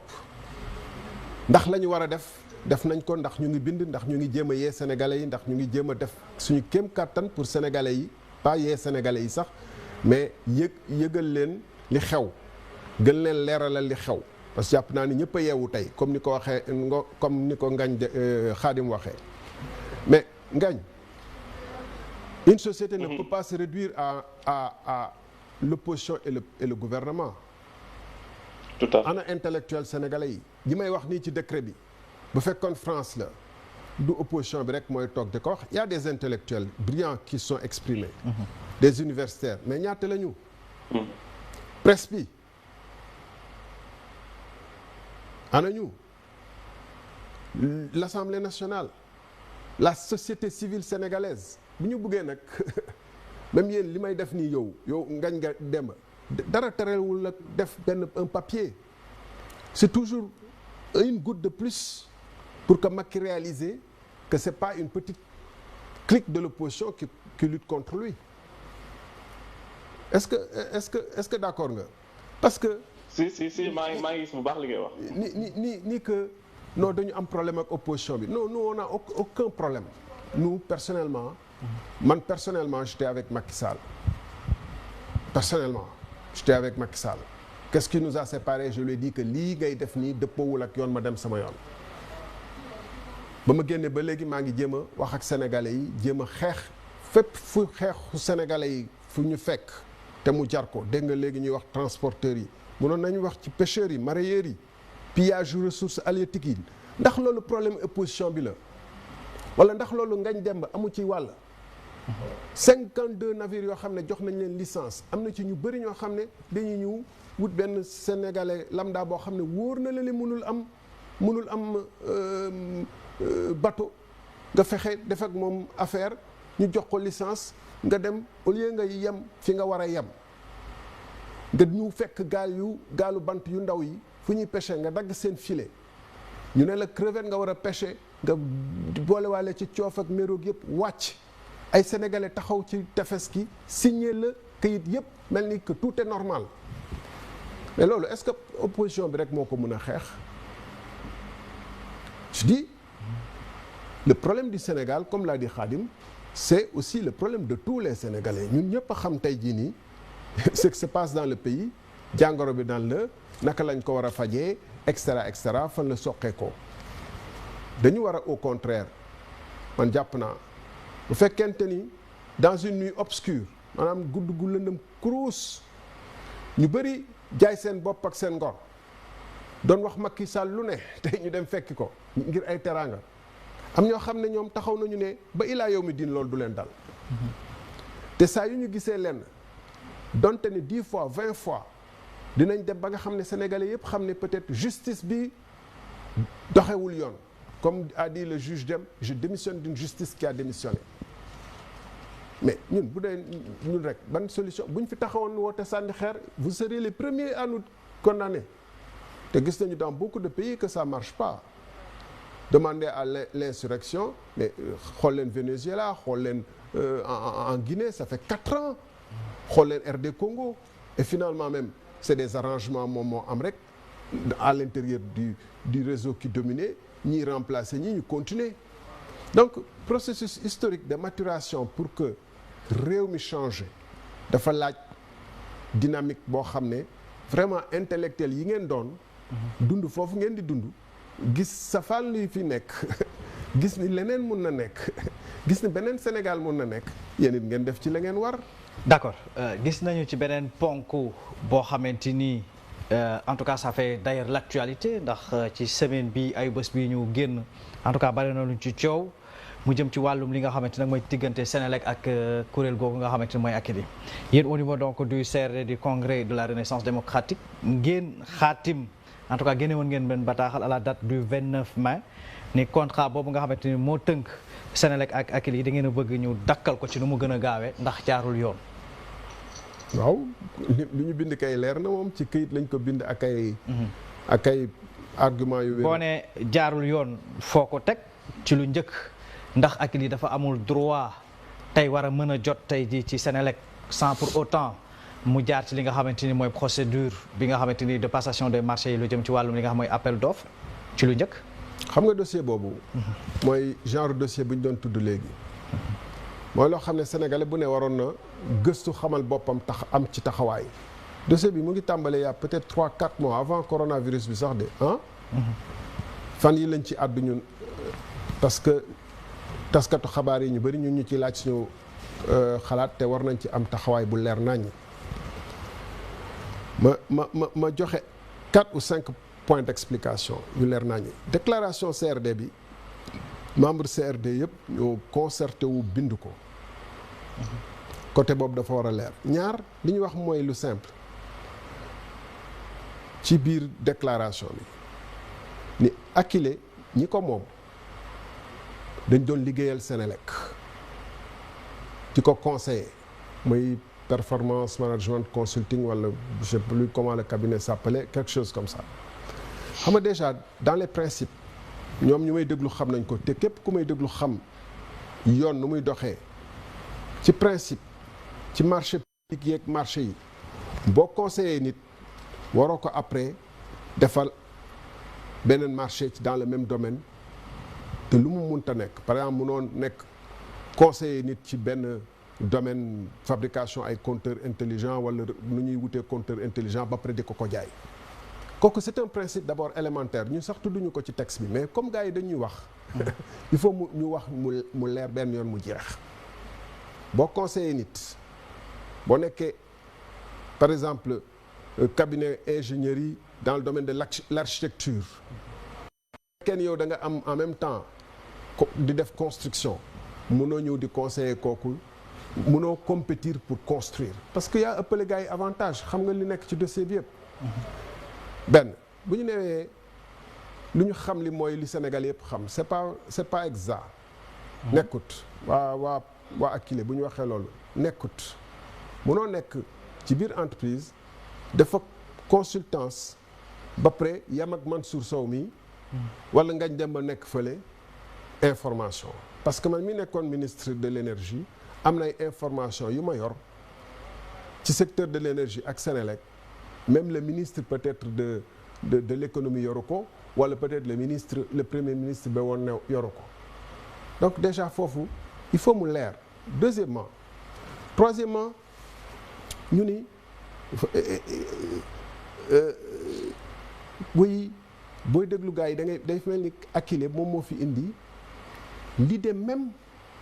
xalaatu même def compteur intelligent wala comptage intelligent loolu nekkut. amoon na keneen am na ñeneen ñu ko mënoon def. non je veux dire que bala Akilee di fi ñëw. depuis plan Takkal ñu ngi wax ni que Senelec dafa am ay problème perte technique ak perte commerciale perte technique yi lii ak nii lañ ko war a mën a régler perte commerciale yi nii ak nii lañ ko mën a régler bokk na ci nag wut ay compteur intelligent te ñuy defar compteur intelligent dans le monde xam nañ leen donc xalaatu ni Akilee moom moo ñëw indi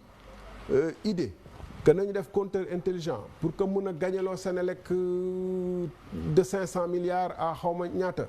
loolu boo ko waxee effectivement xam nga ni sénégalais yi lay déglu yemu leen information moo tax justement nga mun ko wax mais boo ko waxee neewewul noonu depuis le plan Takkal encore une fois amoon na une étude large de tout le secteur de l'électricité bu wax ni parmi les solutions ci domaine bu ne lii la en particulier nañu def ay compteurs intelligents muy ñaar donc bu ñu bëgg a gëmloo ni que xalaatu compteur intelligent bi wala concept compteur intelligent bi ñoom ñoo ko créé indi ko fii ak ñoom ñoo tax ñu gagné 500 milliards am na bala ñuy ñëw ñoom ñu ko proposé woon Senelec boobu maa ngi fa woon ay entreprises chinoises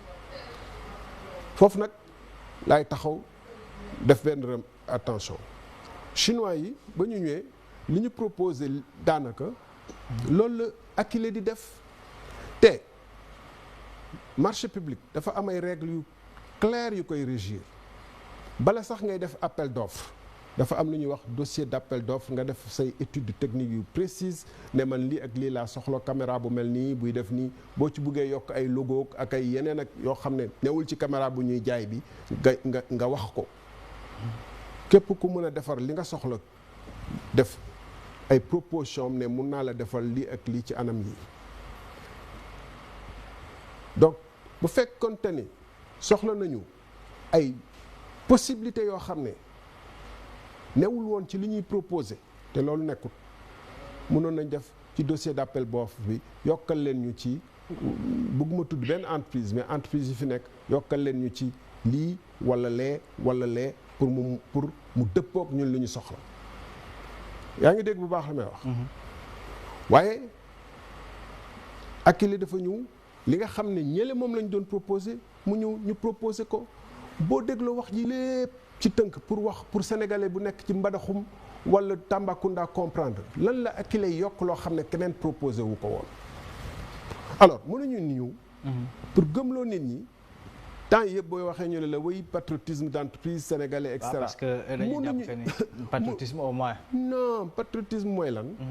patriotisme mooy d'abord respecter les normes et fournir. waaw mais ci respecter normes yooyu tamit dafay fekk yéen à votre niveau boo leen génnee ba dem jàpp que ni kii li ñu jaar ñu yoon je pense même au tribunal tey jii nit ki du ñëw rek condamné ko dinañ déglu les deux parties directeur général bi nga xamante ni mu jiite ak lii di Amadou Ly déglu nañ ko ci suñu naataango Babacar Fall mu ni. bokk na ci loo xamante ni tey loolu leen waroon def règle élémentaire la ngeen mën a déglu ñaari parties yi yéen def ngeen seen i conclusion hâtive dégluwu leen sax ñoom. xam nga lan mooy problème réew mi. bon gars yi dañuy wax lu bari loo xam ne normalement je reproche pas hein, c'est l'état de notre pays qui est comme ça. faiblesse suñu dañuy débrouiller dans beaucoup de domaines. gis nga émission yu mel nii normalement bu doon yeneen réew yi gars yi préparé nañu xool législation lu mu wax ak lépp. Un marché public doit être transparent maanaam contrat wu Senelec ak keneen contrat wu kii ak keneen dafa war a nekk loo xam ne ku ko liir xam lu ci nekk man soxlawuma déglu Akilee soxlawuma déglu keneen parce que liir naa documentation bi yëpp et je suis un responsable comme ils l'ont dit bala may àddu damay teg li may wax ci lu leer naññ gis naa contrat bi ne woon naa fa loolu j'étais ministre la wax non j'étais ministre de l'énergie ñuy def proposition ba ñuy jaar yëpp maa ngi fa woon nee na j'étais ministre de l'énergie xam naa lu Huawei proposé woon xam naa lu Exim proposé woon pour mu leer bokk xam naa moom lan la propose lan la def lu bees xam nga lan la waroon wax du ñoo dégluwuñ ma wax sénégalais yi pendant 1 heure lii laa def loo xam ne man rek maa ko fi indi exclusivité boo xam ne man maa ko ci yokk te keneen mënu ko woon def ci dans le monde te bu Senelec jaaroon appel d'offre du ko mën a def est-ce que yaa ngi dégg wax ji maa ngi lay dégg bu baax loolu c'est une petite parenthèse et donc xam nga man damay ree d'ailleurs ci côté boobu yow dem nga CIS club des investisseurs sénégalais muy syndicat wu investisseurs ak patron yi mais ñoom nga waroon convaincre pour ñu ñëw patriotisme d'entreprise jàppale la mais gis nga ni loolu sottiwul nga continuer di wax sénégalais yi ñoom dañu waroon ñëw déglu ma non li ma ñàkk xam da secteur u Sénégal yëpp énergie war naa ci xam dara code des marchés publics waxuma ay OHADA Senelec est soumis au code des marchés publics benn exemple bu simple rek l'acte uniforme de l'OHADA bi ñuy wax amu ca chance. c'est-à-dire que yooyu ay dugg ay détails yu sori la. keroog am na benn entreprise bu tudd Excelec boo xam ne filialu Senelec la ba Senelec bu ngay jënd ci moom ay poteaux dafa dem demander dérogation DCMT bañ ne ko defal appel d'offre mu dem ARMP fa la amee autorisation spéciale du comité de règlement des différends de l'ARMP pour mu mën a def entente directe ak li nga xam ne nee nañu filialam la dégg nga wax ju baax donc mbirum filial ak ñàkk filial moo ci yem fii ci fi ñu toll ci Senelec ci dossier bi maanaam Akilee mënul ñu am yeneen proposition yi teg Akilee aki moom marché bi te Akilee xamuñ fu ñu Akilee woo musul bala loolu musul gagné marché bu day noonu xamuñu non c'est important pour que Sénégal parce que yéen a ma ci laajte dootuma ci wax lu bëri parce que affaire bi du question personnelle na ci nit ñi gëstu am na ci journaliste yu ci def benn gëstu yu am solo man faraluma ci kenn bu ma doon faral am na ku ma ciy faral parce que am naa ci ay xaritu bopp ci mbir bi mais pour résumer et terminer pour mu leer un seul point pour résumer et terminer non ba ma fi demoon di expliquer mun nañ fi toog 1 heure de temps ou 2 heures ci dossier boobu sawar ma ci wax ci ay télé ak rajo yi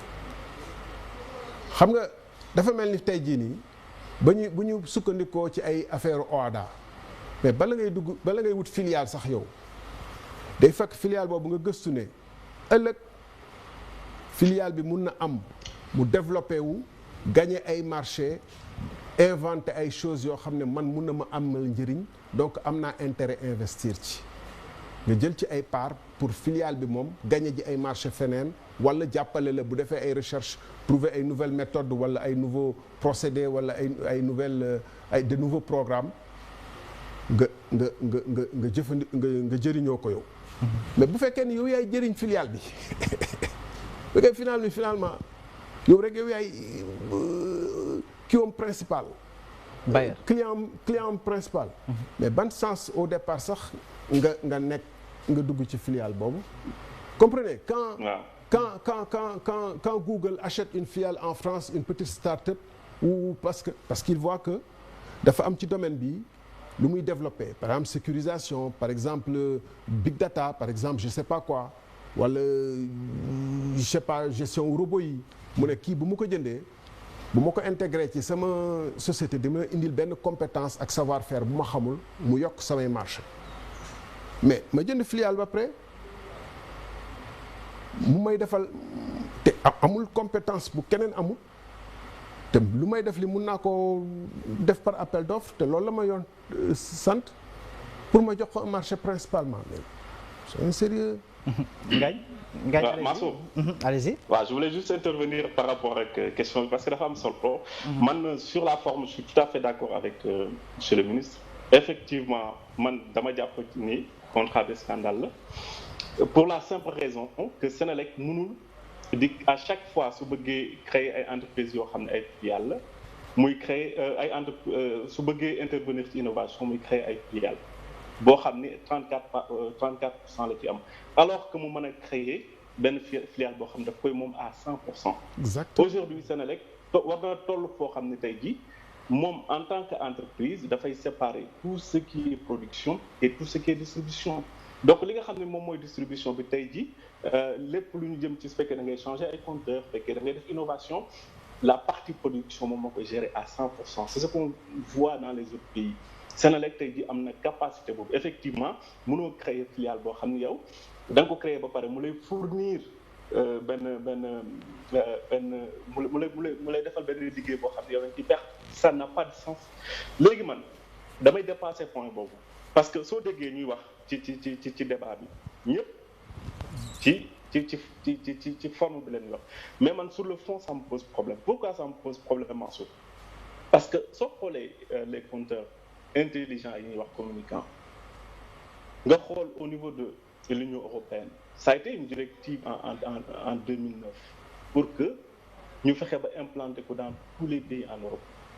mais ce projet-là a été massivement rejeté par beaucoup de pays notamment l'Allemagne bi nga xam ne en matière d'innovation technologique en Europe bokk na ci pays yi nga xam ne ñoom ñoo ci gën a avancé dañ ko rejeté. y a une étude boo xam ne def nañ ko en Allemagne buy wane ni li ñuy wax ci compteurs yooyu nekkul en réalité ça ne milite même pas en faveur du ki nga xam ne moom mooy consommateur bi.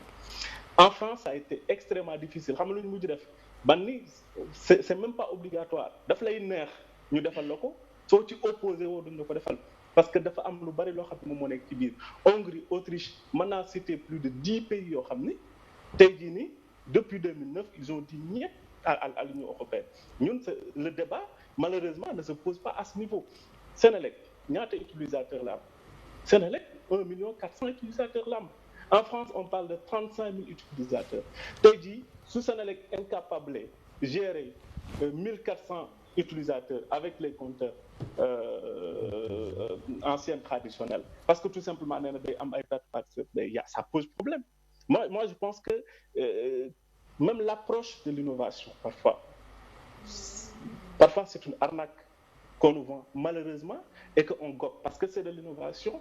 que personne n'ose dire mais on doit même interroger l'innovation. Est-ce qu'aujourd'hui ñun en termes d'utilisation et de capacité àgg nañ foo xam ne war nañoo mën a tax ñu adapter innovation boobu noonu? On doit se poser ces questions-là mais malheureusement on ne pose pas ces questions-là. On gobe parce que tout simplement on nous a vendu cette innovation technologique. Moi foofu noonu quand même dama ci am benn déception. Moi je pensais que ak fi débat bi toll ñi nga xam ne peut-être seen xam-xam màcc na ci loolu war nañu poser aux questions sur l'opportunité même waxuma la sax contrat bi mais sur l'opportunité même de ces compteurs intelligents. waxaale wu ma nag un contrat avec 187 milliards sur 10 ans alors que dans les autres pays mais Mansour nañu interrogé wu. En France c'est 35 millions de compteurs. Le contrat est sur 6 ans et que ça a coûté combien? 5 millions d'euros. Faites la proportion, faites le calcul. Vous verrez que ce qu'on nous a vendu au Sénégal, ben, c'est du n'importe quoi. C'est des milliards yoo xam ne gouffre la. Il faut qu'on le dise. Et que tant que interroger wuñ domaine bi def comparaison bi avec ce qui se passe ailleurs, on peut pas le savoir. Donc man sur ce plan-là, j'ai une déception. Je ne sais pas peut-être monsieur le ministre, pourquoi en tant qu'ancien ministre de l'énergie peut-être mën na ci indi ay leeral sur ce côté-là. Est-ce que aujourd'hui eux ils pensent que c'est une opportunité, une urgence d'avoir ça dans un pays comme le Sénégal où la Senelec ne compte que 1,4 million d'utilisateurs. waaw dinaa ko xaw a ci at laalaat foofu quoi. juste bu ma dee répondre rek. waaw xaadim nga laajaale benn yoon ndax waxtu wi day waaj a buur. ñu defaale ko une pierre deux coups. en fait pour wàllu numérique souvent. ñun dañuy mesurer wu ci les pays développés te booy xool pays bu mel ni Kenya par exemple Éthiopie même Sénégal am na réew yoo xam ne ñoo leen raw ci wàllu utilisation numérique par exemple wàllu transfert d'argent et cetera alors que maa ngi dégg aussi ni dañuy utiliser mobile bi pour fay fekk mais li nga ñu wax ci laa bëgg a rebondir ci li nga xam ni mooy produit bi ñuy proposé li Sénégalais yi xamagul mooy maanaam buñ demee ba jënd compteur parce que Akilee man dem naa visiter site parce que bi ma dégg affaire dama ni man Akilee c'est quoi Akilee bi ma ko visiter gis naa ne Akilee dafay proposer 3 services benn bi mi ngi tudd Akiban beneen bi high efficiency beneen bi power system mais pour nga am ci benn rek il faut nga def abonnement te abonnement bi 2000 francs ngay fay par mois ñu lay doog a xoolal yow sa consommation fan la toll après ngay doog a fay sa facture sa qui n'a rien à voir c'est-à-dire que Sénégalais bi mu ñu koy xoolal li nga xam ne mooy au niveau de consommation day am abonnement ñu fay ko muy fay 2000 Akilee par mois après nag muy doog a waxaale li nga xam ne mooy facture te aussi 2000 francs yi maanaam c'est le minimum bi gën a ndaw c'est le minimum beneen mbir boo xam ni seetlu naa ko ñaawlu naa ko trop waa Akilee wax ko mooy ni Senelec c'est pas une entreprise de service mais c'est une entreprise industrielle seulement mais c'est désolé mais ce n'est pas le cas parce que Senelec déjà indiwoon na fa ay compteurs yoo xam ni woye fa et que depuis tout ce temps kon ñoom bu ñu wax ne Senelec deful service Senelec day togg courant mais aussi def distribution te aussi li ñu bëgg a jaay comme produit maanaam numérique bi c'est bien le numérique mais Senelec problème am véritablement c'est pas seulement problème boo xam ne mooy nit ñi dañuy am ay problème pour mën a xool seeni courant nañ koy yàqaateeg yooyu intelligent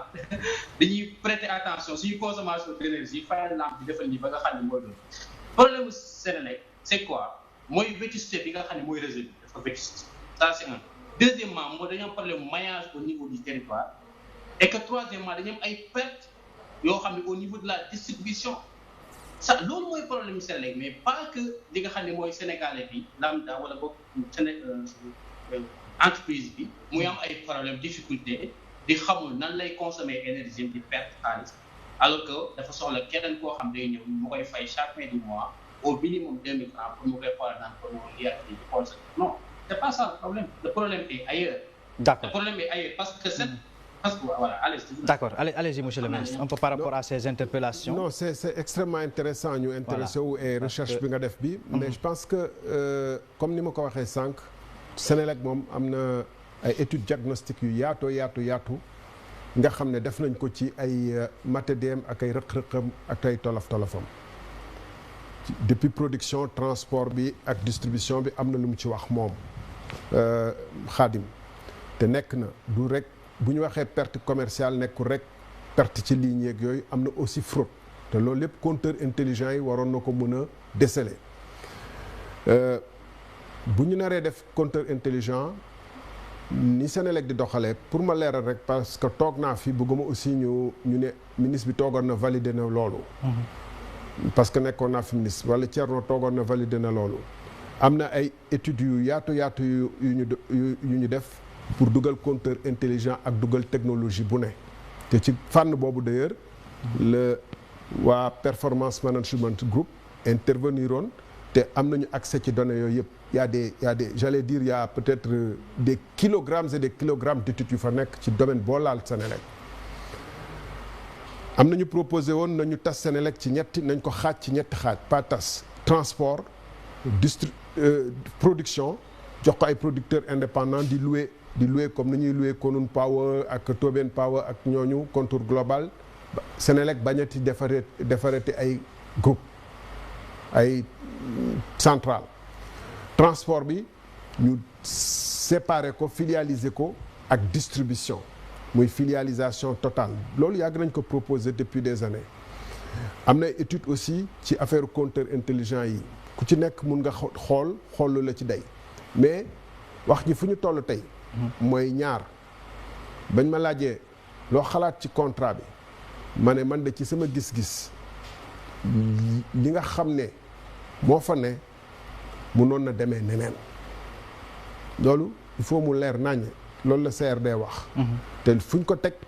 nañ ko fu leer naññ soxlawu ñuy seeti Mademba wala Masamba surtout que boo demee toog ak Mademba ñu ne la toog ak Mademba te Masamba ma Demba bi tey moom xam naa nu ñu toog ak moom ñun opposition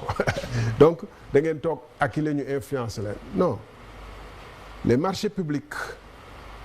damay leeral benn principe bu simple gis nga ARMP boo nekkee entreprise début d'année da nga war a poster l'ensemble des marchés yi ngay passé muy jënd ay kayit muy jënd ay oto muy jënd ay centrale muy lu ne nga passé ko ku bëgg a soumissionné ci marché yooyu waajal boppam bu ñëwee nga defay étude wane ban intérêt nga am te étude yooyu ay cabinet spécialisé ñoo ko war a def wala ay ingénieurs yu xarañ ñoo nekk ci biir wane ban njëriñ la compteur intelligent amal ak lu tax nga war ko dugal ak yan bénéfice nga ci am ak extra bu fekkente ne nag compteur intelligent yooyu Senelec defaru ko daf ko war a jënd appel d'offre ouvert lay doon ci appel d'offre boobu li may préciser mooy war nañ ci def lépp luy màndarga bu ñu soxla ba nga xam ne mbir mi du viser benn nit ñu xam ne Mansour kese mooy defar loolu donc Mansour moom la ñuy defalal marché bi pour mu gagner ko donc ouvert jàpp naa ni compteur yi ñuy xam ne Akilee moom lay wax jënd defaruñ ko dañ koy jënd te ñi koy jënd ñu nañu ne proposé nañ leen ci ay anam même bu ñu leen di même bu dee loolu antul mun nañ def appel d'offre comme ni mu ko waxee jënde ko ak nu mu gën a leeree yokk ci comme ni mu wax yi paiement yeeg consultation yeeg yooyu yëpp du sa consultation facture c'est lépp mu nekk ci ay anam yu dëppook yooyu yu gën a yomb ci consommateur bi parce que déjà dañuy joytu depuis des siècles que électricité Sénégal dafa jafe te jafe moom moo tax compétitivité wu Sénégal ci wàllum économie dafa des ba temps yële rek yokk nañu facture yi donc lépp lu touché Sénélec dafa touché économie yi ñëw deuxièmement et pour sur ce plan xam nga boobu joxee entreprise ni lépp lu mu information yi mu soxla war na ko mën a am mais information ak développement yi mu def moom moo ko moom may nga ko puissance d'accord loolu wax nañ ko ci suñu carte d'identité biométrique yi wax nañ ko ci lépp lu ñu teg loo xam ne Sénégal day kii pour terminer ci côté boobu vraiment dernier mot on est au 21e siècle 20e siècle dernier gaynde bañ ko fiy defar dafa naa ne moo gën a complexe lu Akilee indi à partir de jëndee ordinateur ak ay xalaat bind ko xarala bi fi nekk ci wàllum ingénieur ci Sénégal ak bitim réew bu fekkente ni jënd ay compteur rek yokk ci loo xam ne dañ ko bëgg customériser mu nekk Sénégal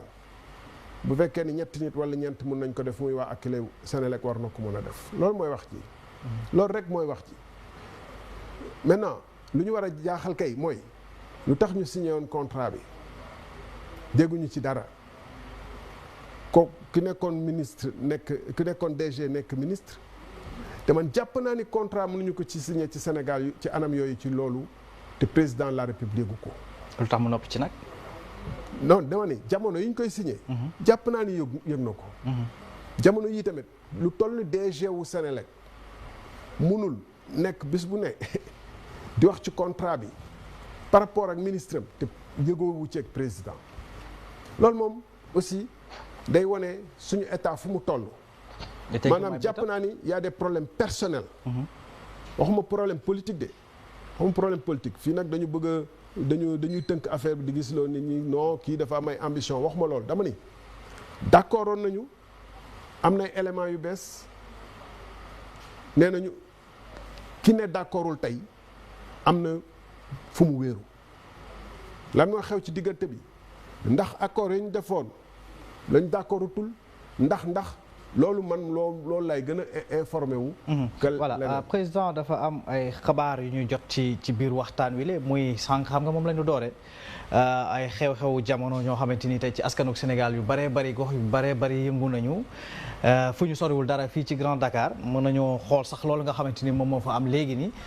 ci jamono ji ñuy àddoo askan wa nga xamante ni ñoom ñoo ngi fa génn nañu am noo xamante ni daal ña ngi koy amale ay manifestation yoo xamante ni mën nañ koo suivre ñu xool lii nga xamante ni ci mu toll ni moom ngay gis ci télé bi mooy li nga xamante ni ci jamono ji à l'instant tey mi ngi am foofu nga xamante ni moom mooy ci Grand Dakar mu mel ni ci genn wàll ñu gis ñi nga xamante ni ñoom ñooy les FDS di wàllu police ñoom ñoo doon jaamarloo ñi nga xamante ni ñooy askan wi nga xamante ni ñu nekk foofu nga xamante ni moom mooy ca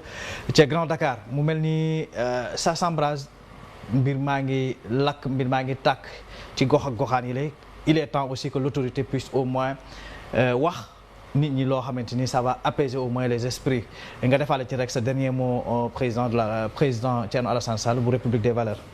waaw ñu ngi encore une fois di masawu sénégalais yi te di leen ñaan ñu dal bañ a taal dëkk bi parce que lépp lu ñu taal lépp lu ñu yàq rek alalu sénégalais la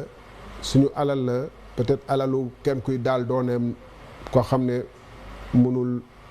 lii rek la am loolu rek la am waaye am nga lu am solo li nga wax te ma koy wax souvent gis nga njiit dëgg ci temps crise lañ koy xamee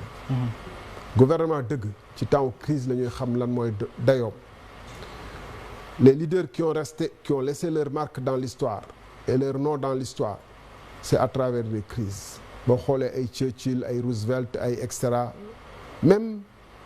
ñoom Lyndon Johnson bi Amérique di tàkk ay 67 décision yu ñu jël ba noirs yi di révolté wu bokk nañu li décrisper situation bi li nga xam ne tëna Trump tey suñu président bi tamit non seulement dafa bokk ci lu créer conditions yi mais ba askan wi commencé di yuuxu parce que président yuuxu askan moom moo ko war a njëkk a dégg ñëpp ndax d'abord moom moo njabootee ñëpp te bu fekkee ne am na bëtu waajur ak bëtu njiit ci askan wi war na xam ne ñii toqi nañu mais ensuite moo koy njëkk yëg ñëpp parce que am na force de défense et de force de renseignement ak service de renseignement yu koy wax gars yi kat mer nañu tàng nañu defal dara président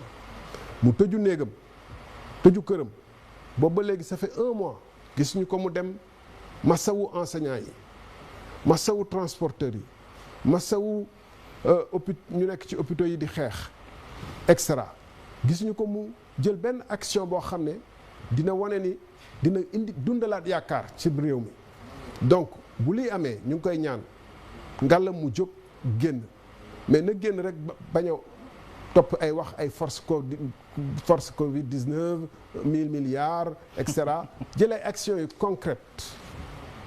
ay actions yu concrètes yoo xam ne sénégalais bi na xam ne lii yenn na maana te mun a dundalaat yaakaar parce que li xew barki démb xam nga am na benn image bu grave boo xam ne dafa yàq image yu gouvernement bi yàqaale image yu état Sénégal mooy exode enseignants yi vers l'intérieur du pays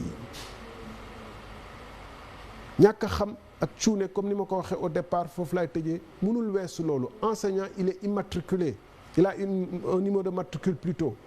am na téléphone dafa am poste d'affectation war nañu mun a def benn plateforme bu ndaw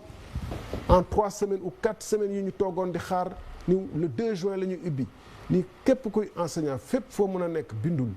ñu jël ay matuwaay yóbbu la waaye nga gis ñi fanaan ci mbedd mi ay Sédhiou ci guddi ñii ñu bloqué leen frontière u Gambie ñii ñu yegg si ñu ne leen du ngeen fi dal parce que peut-être da ngeen ànd ak coronavirus mais loolu bu ak li xew li terminus bi bu loolu lépp dajee Sénégalais yëpp dañuy ni kii ñii ñu jiite cuune lañu ngeen jéggal ma te loolu lam nuroo président moo tax président na jóg waxtu wi ñu jagleel dafa jeex ba buur ndax buur na sax lu ko diir ba ñu dépassé solo su waxtaan si nag mooy yegg foofu lay sama ñaari confrères yooyu nga xamante nag ay fierté lañu aussi ci métier mi nga xam ne ñu ci yëngu mu en 30 secondes rek ñu may ku ne en 30 secondes mu tàggoo ndax débordé nañ sax dépassé nañ li nga xamante ni mooy temps bi nga xamante ni moom la ñu jagleeloon Ngagne Demba allez-y très rapidement. waaw très rapidement di kontaan bu baax vraiment ci invitation bi doon amoon mbégte nag bu mag di seq ak waxtaan bi le ministre Thierno Alassane Sall. bousculé ma bu baax ñoom li ñuy def c'est important parce que réew quand même. il faut mu am opposition il faut mu am ñoo xam ni quand même ñoom ñooy force vive de l'opposition di jàmmaarloo ak le gouvernement foofu lañ leen di xaare et bien vrai que parfois ñu xaw leen laal tuuti critiquer leen mais combat bi ça concerne tous les Sénégalais y compris man mi wax Mansour yow mi toog ak Khadim mi nga xam ne mi ngi sama donc Sénégal bi ñu bëgg ëllëg mu nekk Sénégal bi nga xam ne suñu fierté lay doon ñun ñëpp ñu ñoo ci war a dox wax ci jëf ci ba mu àgg fa nga xam ne foofu lañ bëgg ma voilà merci beaucoup kontaan di ziar di nuyu téléspectateurs yi voilà merci beaucoup Khadim lan lay def boo gisee foofu nga nekk sa réew nga gis ay gox ak goxaan yoo xamante ni tey jii ña ngi fay manifester ñu ngi lakk di taal mu lay fàttali rek un passé récent boo xamante ni événement yu mel ni amoon na fi très rapidement. waaw damay koy regretter rek ndax boo gisee fu mel ni Cap Skirring maanaam foofu c'est une zone touristique am na leneen loo xam ne waroon ko faa mën a jooy ba mu des dul excusez-moi ba mu des maanaam am ndox manque ndox loolu moom c'est vraiment regrettable li may wax rek parce que dina am yeneen zone yoo xam ne aussi dinañ manifester woo maanaam gouvernement na humble mooy la yow da nga nekk ci pays pauvre en même temps li nga xam ne moom nga diggal Sénégal yi lu bëree bëri defoo ko donc utilisation force pour def répression moom na nekk ultime recours parce que yow li nga diggoon nit ñi defoo ko dégg nañ say carence donc mënoo yëkkati kàddu bi gëddaati da ngay humble wane say ne man kat wax dëgg yàlla bëggoon naa def lii waaye kat situation exceptionnelle la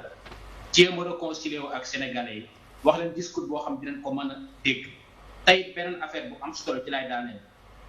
xam nga dañuy wax reprise économique maanaam on parle de Dakar dans les entreprises foofu peut-être mën ngaa xaaral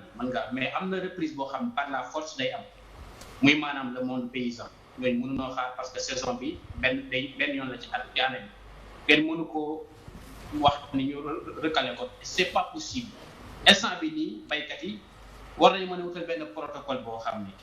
wala boog benn assistance boo xam ni virus bi dina leen gën a mën a sàmm mën leen cadrer ba lépp loo xam seen wàllu wér-gu-yaram mais tey jàppale leen ci wàllu ndimbal bu ko defee ñu mën a liggéey seen teeyu xel.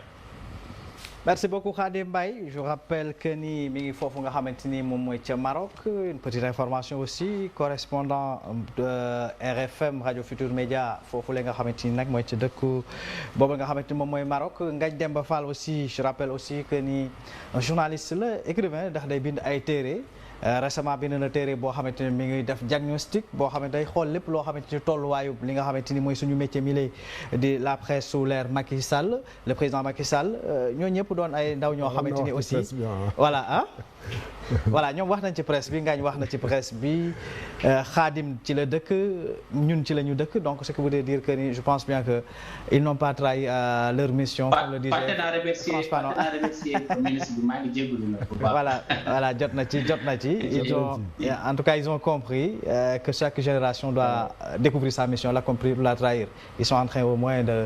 d'apporter leur pierre donc à la construction de cet édifice et merci beaucoup monsieur le ministre d'avoir eu l'amabilité de faire le déplacement et de venir nous voir aussi merci beaucoup waxtu bi jeex na de. waaw benn phrase rek d'abord ñoom ñaar ak waxtaan bu ñu seq wane na ni Sénégal mun nañu waxtaan bañ a déggoo sax mais bañ a juboo ci ay kàddu mais am bokk gis-gis bokk yéene te trouver des consensus maa ngi leen di ci gërëm di leen sant c'est important c'est ça. Khadim wax na benn affaire bu am solo ci béykat yi mais benn information rek waxtu yi ñu toll ci waalo gaa yaa ngi béy ceeb picc yaa ngi fay dal ak doole ci vidéo bu ma gis waa Mauritanie avion Mauritanie léeg-léeg mooy dugg Sénégal pour pomper picc yi nga xam ne ñu ngi dal ci ay toolu sénégalais toolu ceeb pour wan na ni secteur yu bëri ñoom ñoo nekk ci ay ñoo sonn fi mu toll. merci beaucoup yaakaar naa ni que le message est bien passé et bien perçu aussi que au niveau des autorités ñi nga xamante ni compétentes en la matière dinañu mën a àddu gaawal baral jéego yi ngir mut saafara ci loolu nga xamante ni nag tey mi ngi xew foofu au niveau donc du nord du pays lii daal mooy contrat pacte bi nga xamante nañ ko signé ak yéen nos fidèles chers téléspectateurs le grand retour donc de votre émission question de l'heure li ma leen koy waxee saa su nekk l'émission qui traite des faits sociaux environnementaux politiques économique lépp loo xamante ni daal tolluwaayum réewum Sénégal ñun ñu yaakaar ne que ni bu ñu toogee waxtaanee fii suñu plus-value lay doon suñu partition lay doon suñu participation ci li nga xamante ni mooy yokku jëmale Sénégal ci kanam ñu delluwaat rek di leen jaajëfal ni ñu koy defee saa su nekk rek may defal mention spéciale équipe technique bi nga xamante ne ci coordination préparation émission bi mention spéciale aussi à la rédaction de la DTV di leen jox tig daje àllarba bi ñu dégmal avec toujours le même plaisir.